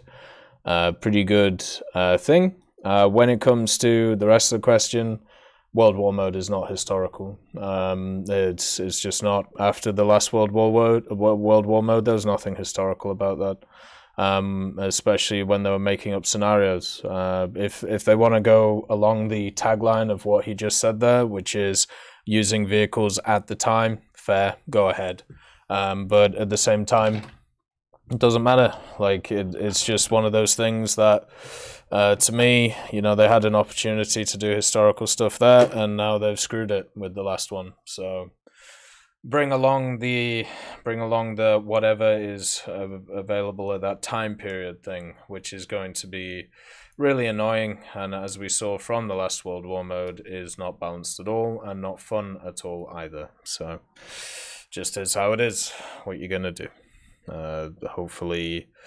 Hopefully they concentrate away from the historical stuff. I understand it's quite important, but focus it on the events that they're doing instead of actual game modes. It's a waste of time, it splits the player base, and everybody just tries to play one side.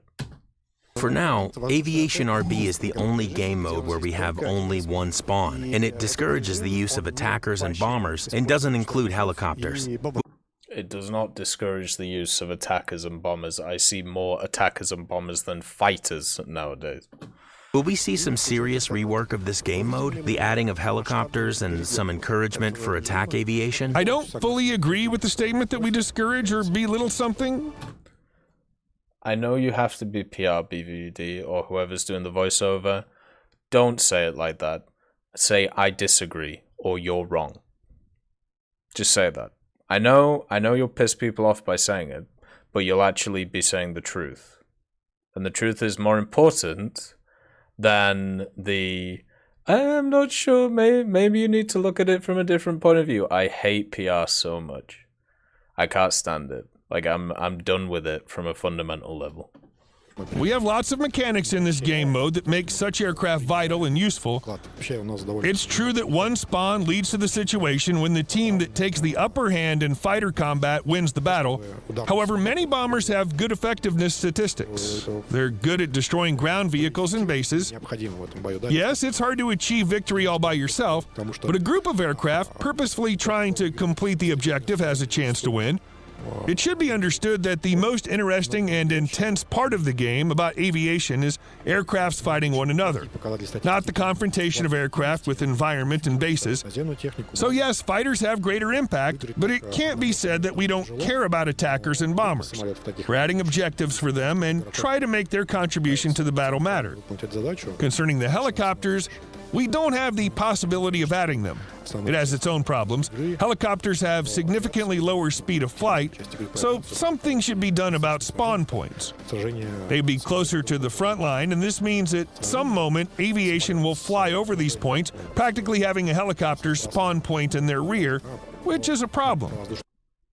What is going on this? Is this must be a custom battle, right? Has to be. Happy 1st of November, Zero. Nice to see you. But yeah, like, I don't know. I don't know what new things they brought in for bombers. I know they reduced a lot of the score-related stuff at high tiers, but they did boost it at low tiers. So yeah, I mean, it's just another rebalancing basically. Balancing allows helicopters and aircraft in a single battle, especially modern ones that have radar detectors and AA missiles.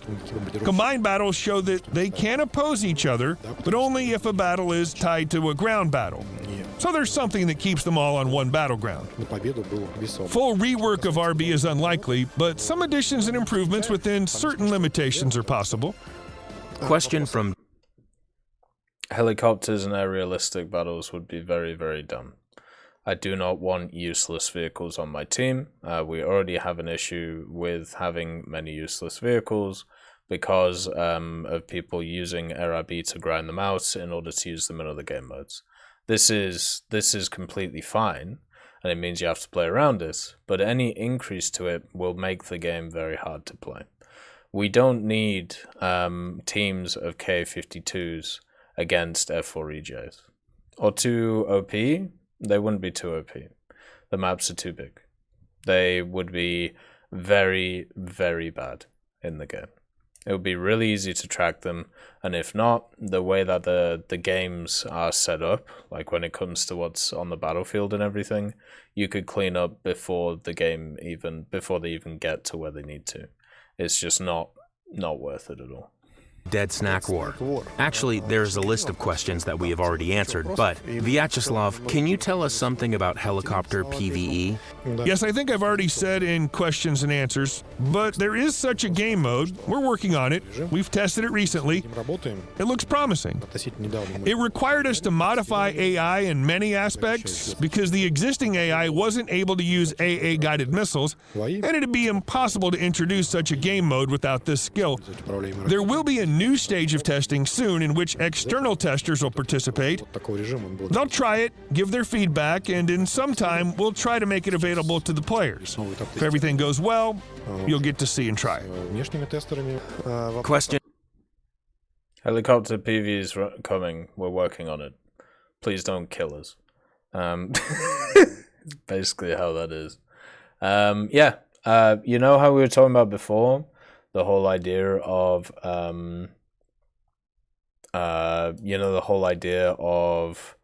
announcing stuff before it's ready or doing a roadmap thing.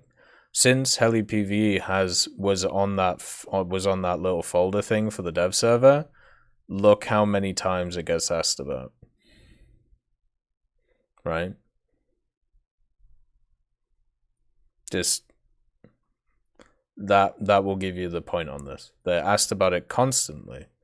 When if it never came out, then, or if it wasn't in that specific one, or if it wasn't talked about at the time, then it would never get brought up, and then it would be able to release, and people are like, ooh. But now when it comes out, it's gonna come out, and people are gonna be disappointed.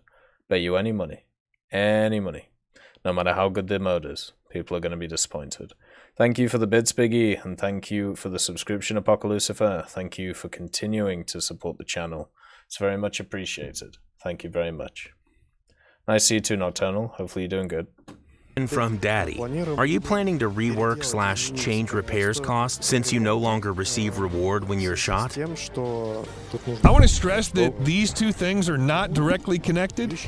Repairs cost is based on the... Stop saying this. Look, you say this every time. Stop it. Right? You are obfuscating the point because you are telling the truth, but you are not answering the question. Stop it. I have seen like 10 Gaijin employees say this exact same sentence. And you are all correct, but you are missing the point every time.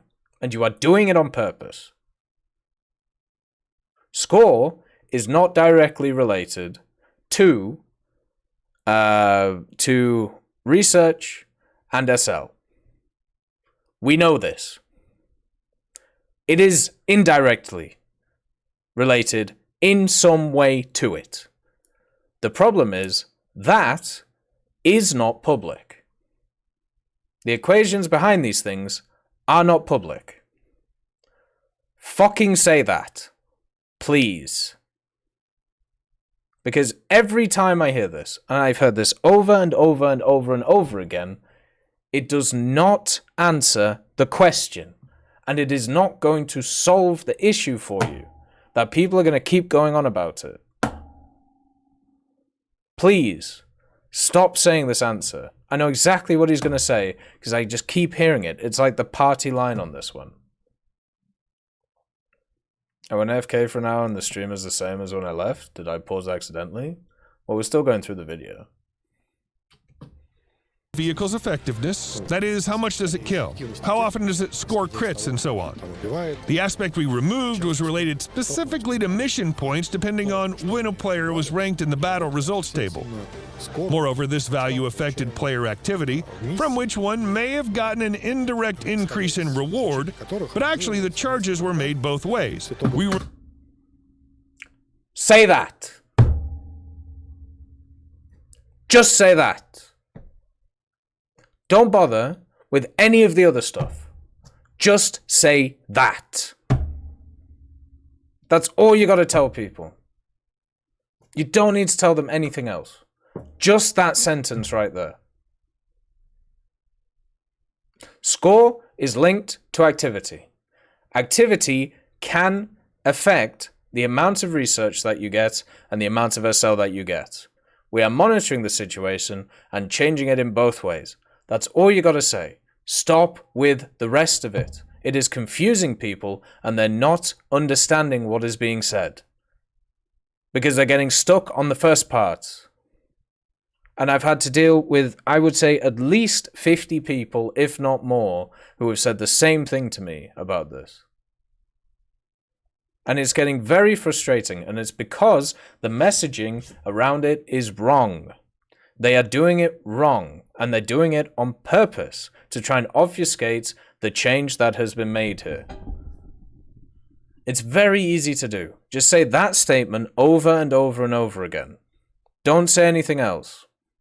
Hey Shver, nice to see you. Hopefully you're doing good. Removed tanking points since they didn't work as we planned, and at the same time we increased the amount of points a player receives upon death. It better fits the purposes for which this reward was created, that is, to support less experienced players that play worse than the others, to reward them even when they're shot at and not when they can deal damage. Instead, it rewarded experienced players since they could endure damage longer. Some may object that this way we don't reward experience. Literally, all of this was explained when they made the changes, so what can you say? Players who don't die and reward those who rush to the center and quickly die. No, it isn't quite true. The reward for active battle actions is still bigger. In the end, we rebalanced rewards, so the reward for dealing your own damage is bigger than the one for receiving damage without consequences. For example, when you're shot by a machine gun or an autocannon, but your armor is not pierced. In the past, it was often that a player that shot and finally destroyed a tank received less mission points than the one that was killed. It wasn't totally correct, so we made the reward for active battle actions significantly bigger. As the tanking in our game doesn't depend simply on how you're positioned, but also on moving and dealing your own damage, because you can't withstand enemy fire forever without firing back. These are usually connected things. A player that tanks well usually kills enemies, causes damage, and lives long, receiving a good reward for it. Therefore, this comparison's not correct. Question from Stalin's son. Are you planning to change rewards for entering the game every day for several years? Yes, and the question also specifies that a decal doesn't feel like a worthy reward. But I think rewards should be something unique. That's the purpose of a decal. But we'll think of something else of interest.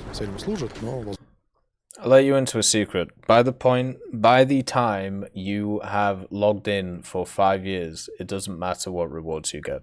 The company already knows that you're going to stick around for the future. So generally what you want to do is you want to front load rewards for things.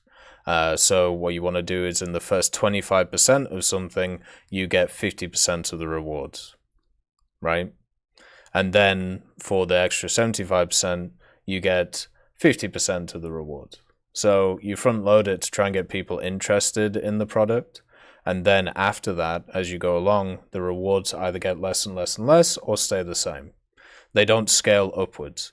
because there's no reason to. The whole point of a daily login is to keep you logging in.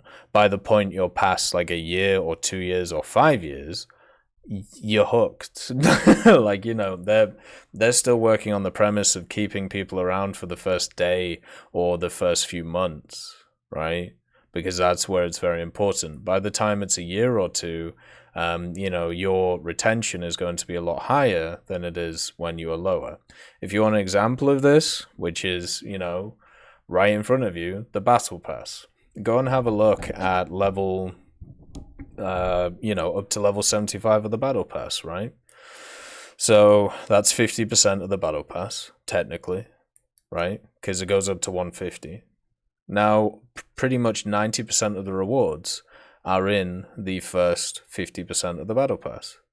And the extra, you know, other 50% of the Battle Pass, you could probably get 10 to 20% of the rewards, depending on, you know, if you look at war bonds and stuff. But even war bonds, you know, there's not as much as what you get out of that first 50%. It's the same thing, right? It's just how all this stuff works.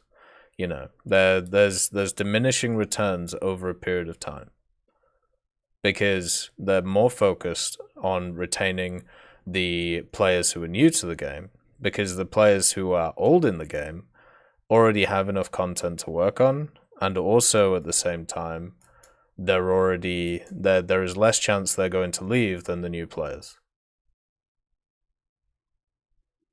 Okay? That's, I don't know. You can read about this in pretty much any industry, but the best place to do is to have a look at some university courses on free-to-play games, or some talks from I always forget their name. It's like GCQ or something like that. There's it's like Game Developers Conference, I think, GDC, something like that. They're all on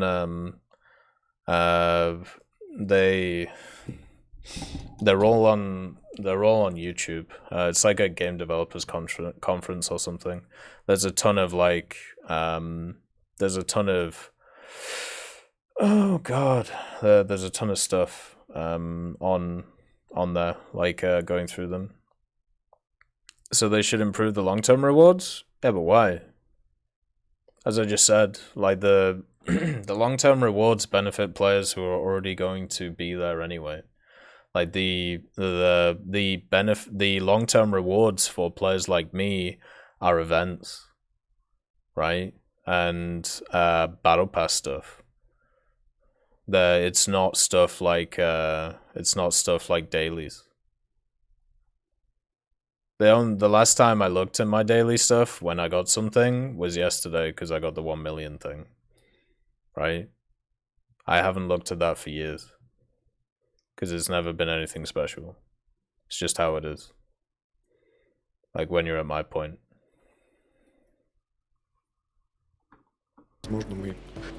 Question from Sir Bowser Felix. Will we have aviation and fleet confrontations as common game modes in random battles? Most probably no. The very mechanics are designed for a different game type. As game events, yes, but there won't probably be a permanent game mode. How to Live and Mr. Daniels. Simple and effective. So there you go.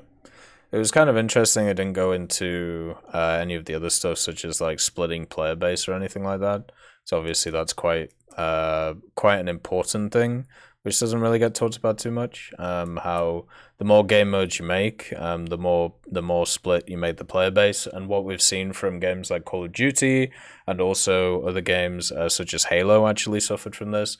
What ends up happening is you get like let's say you have 5 game modes, and then you have 60% of a player base plays one of the game modes, and then 20% of the player base plays each of the other game modes. Let's say 10% of the player base plays each of the other game modes. So you've got one game mode with 60%, because that's the one that majority of people enjoy, then all the rest have 10%. What ends up happening in those 10% is the queue times get longer. So a lot of people move on to the 60%. And then all of the new players that come into the game, they also play the 60% game mode. Even it doesn't matter if it's better or worse, but it's just because of the fact that the queue times are lower and they can get more matches and they can have a bit more fun.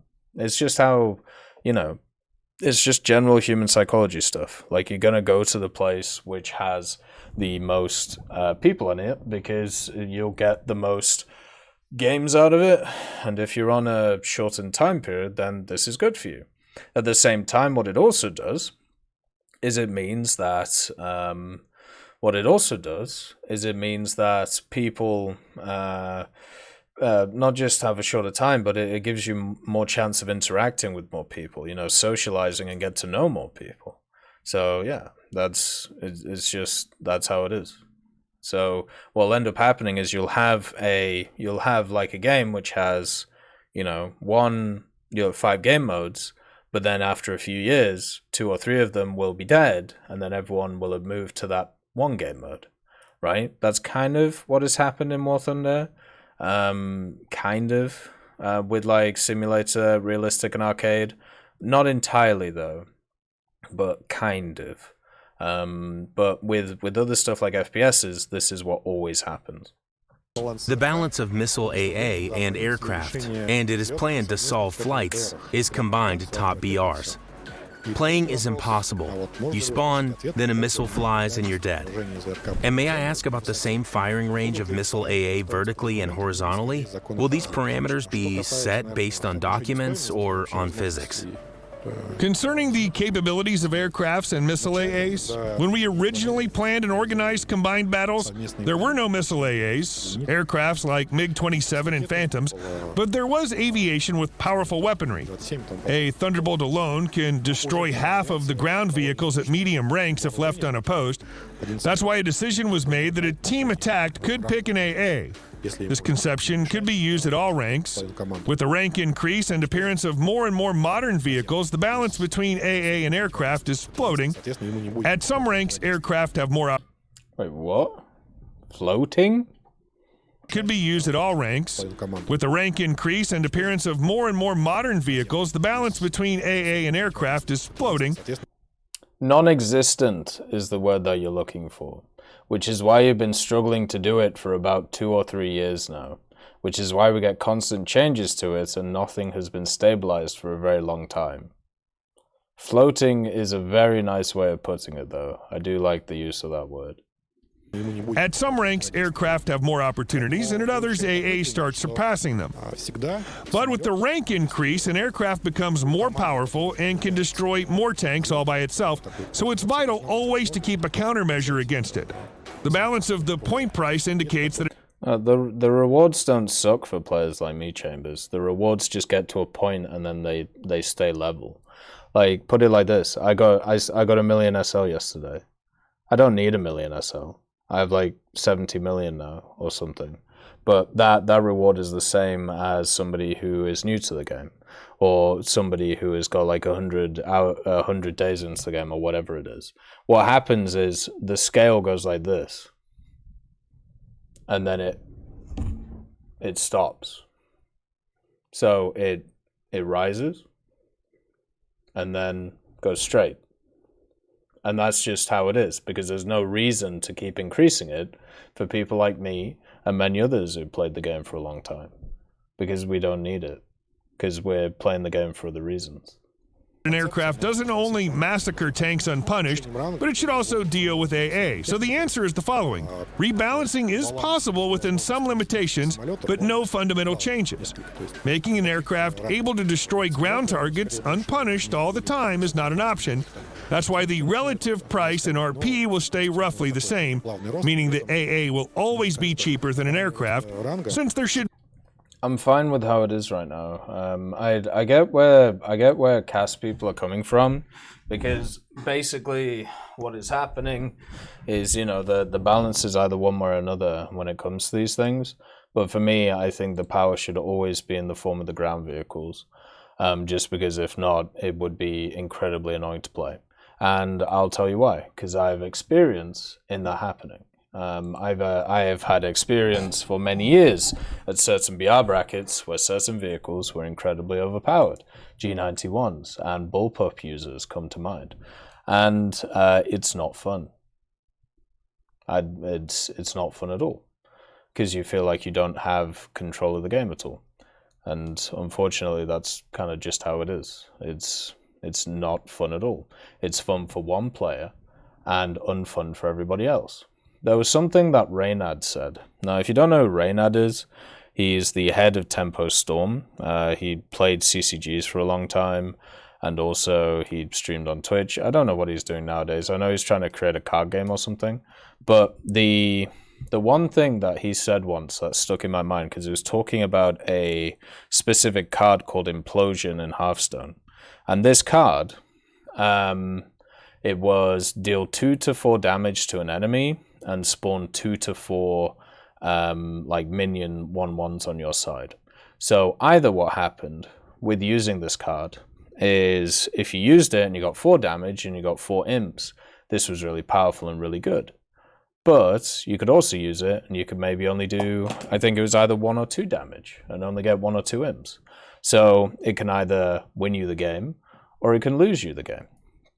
And because of the way that that card was designed, it was either it made you feel awesome and it made the player against you feel terrible, or it was the opposite way around. That was terrible card design, right?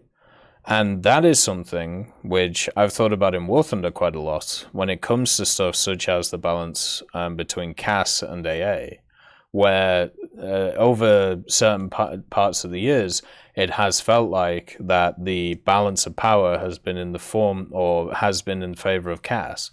And you know, there's plenty of examples of this, you know, when rockets just annihilated everything they wanted to, when bombs just annihilated everything, you know, when bullpups were about, more recently, missile AAs being very strong and going up in BR. Like, it's just how, like, what's happened over the history of War Thunder.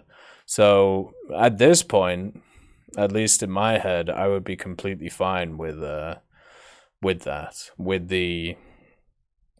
would be completely fine with the favor being put in the form of the AA, because it means that one player has maybe a bad day who can play around it, remember, but maybe they don't play around it properly and get annoyed, compared to several players getting annoyed at what's going on. Oh, come on, Deirdre. Be an opportunity to take flak at any point of the battle.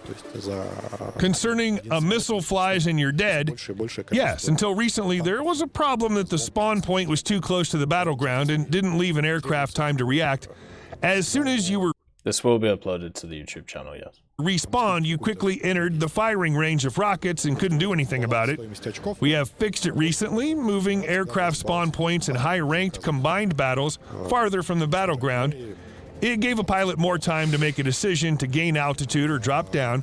We think this problem is solved more or less. Talking about the same firing range, there's even a large video on YouTube that criticizes us, supposing that it's not physical and impossible. It was a good work generally, looking through documents and what's written there. What are real firing ranges, horizontally and vertically? Tunguska was used. Are we going to have another physics lesson from BVVD? I'm looking forward to this. I like that. Let's see. Let's see. Is he going to hit us a third time with a physics lesson? I love this. As an example, its real vertical firing range is about 3.5 to 4 kilometers. Then it was compared to how it works in the game, firing straight up, and how does it happen that a missile could reach the height of 10 kilometers and just as well fly this distance along the horizon if it's harder to fly up? In reality, no, it's not physically so.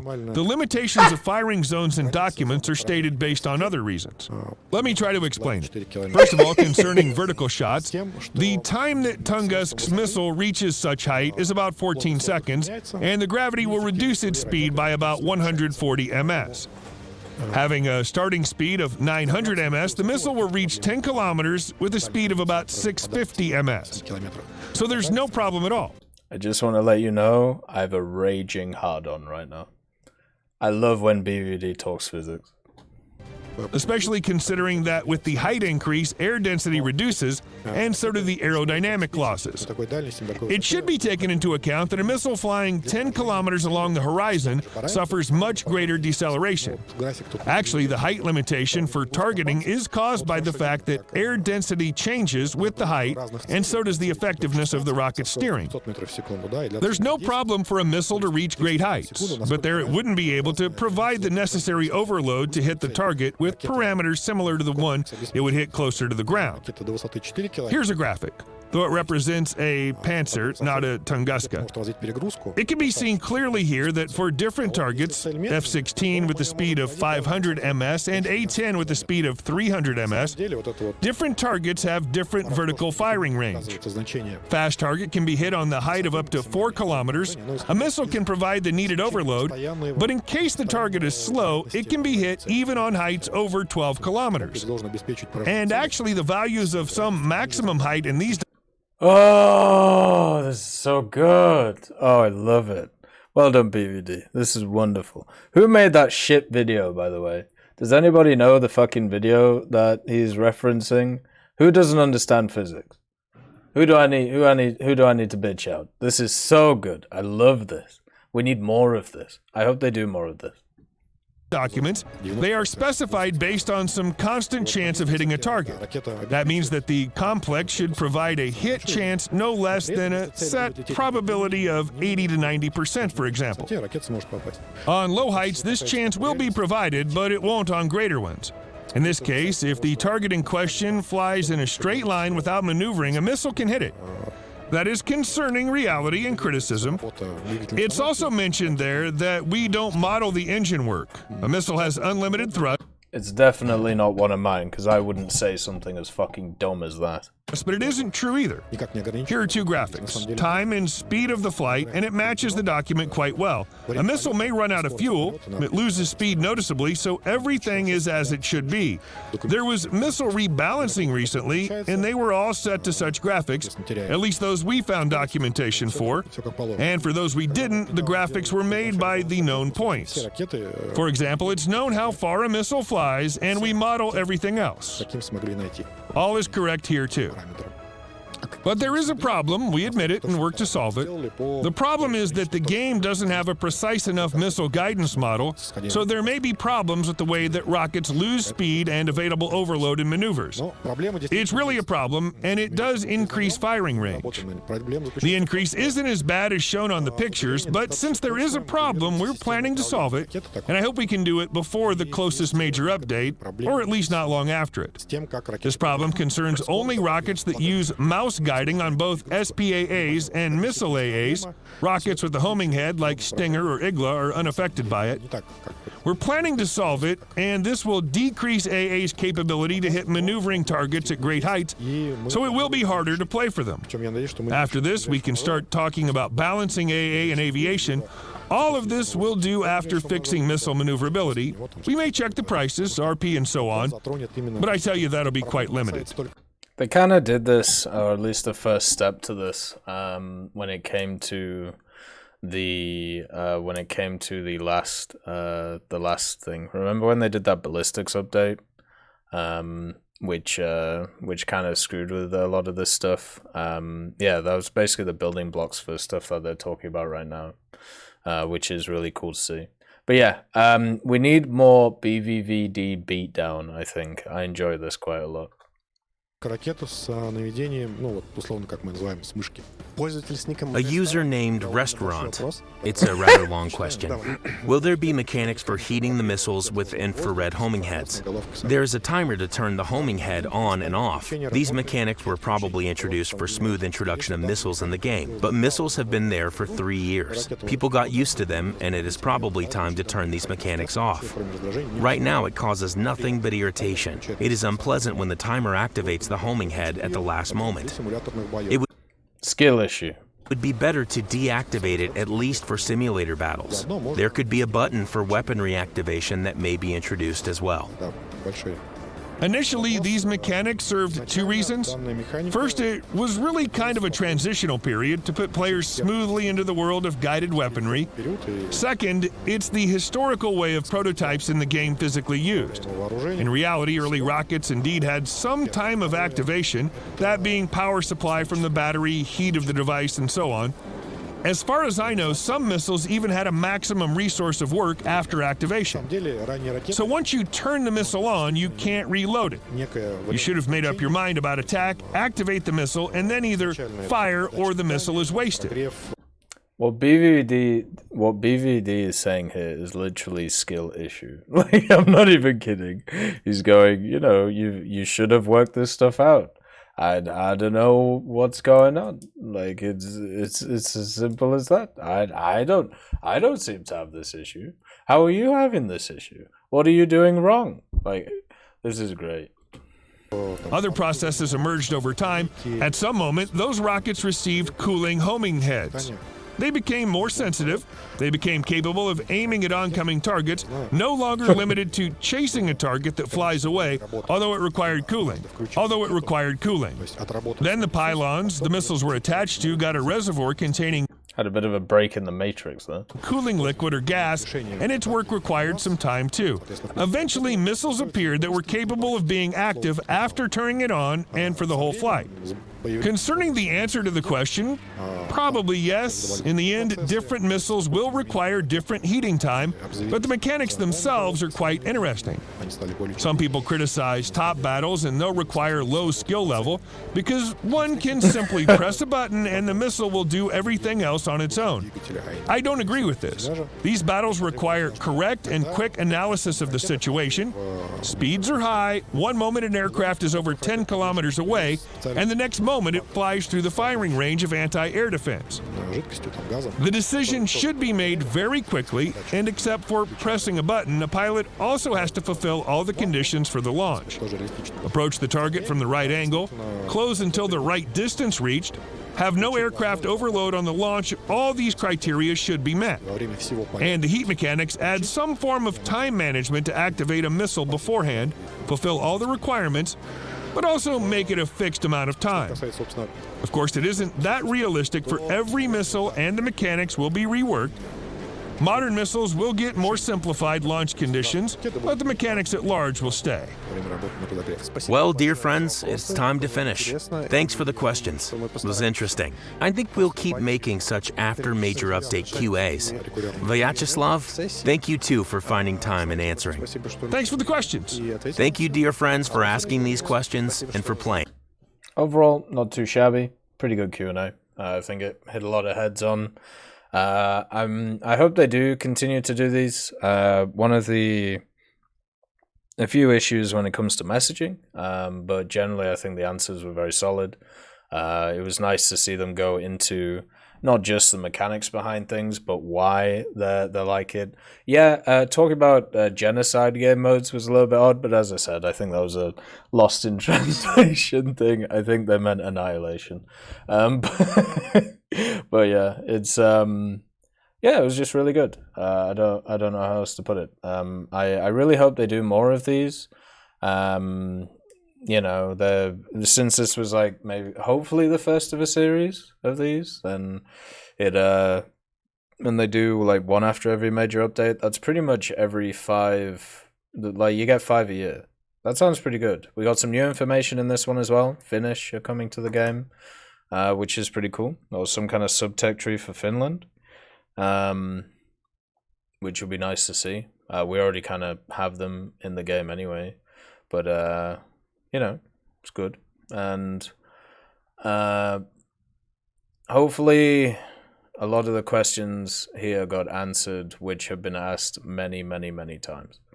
And I'm hoping we can put them to bed after this many years, but I've got a feeling this won't put them to bed. They will just continue with the same people saying the same things over and over again. And hopefully you enjoyed this. Thank you for watching as always. And if you want to see these things live, make sure to come over to the Twitch stream so you can see them there. See you guys later. Have a wonderful time.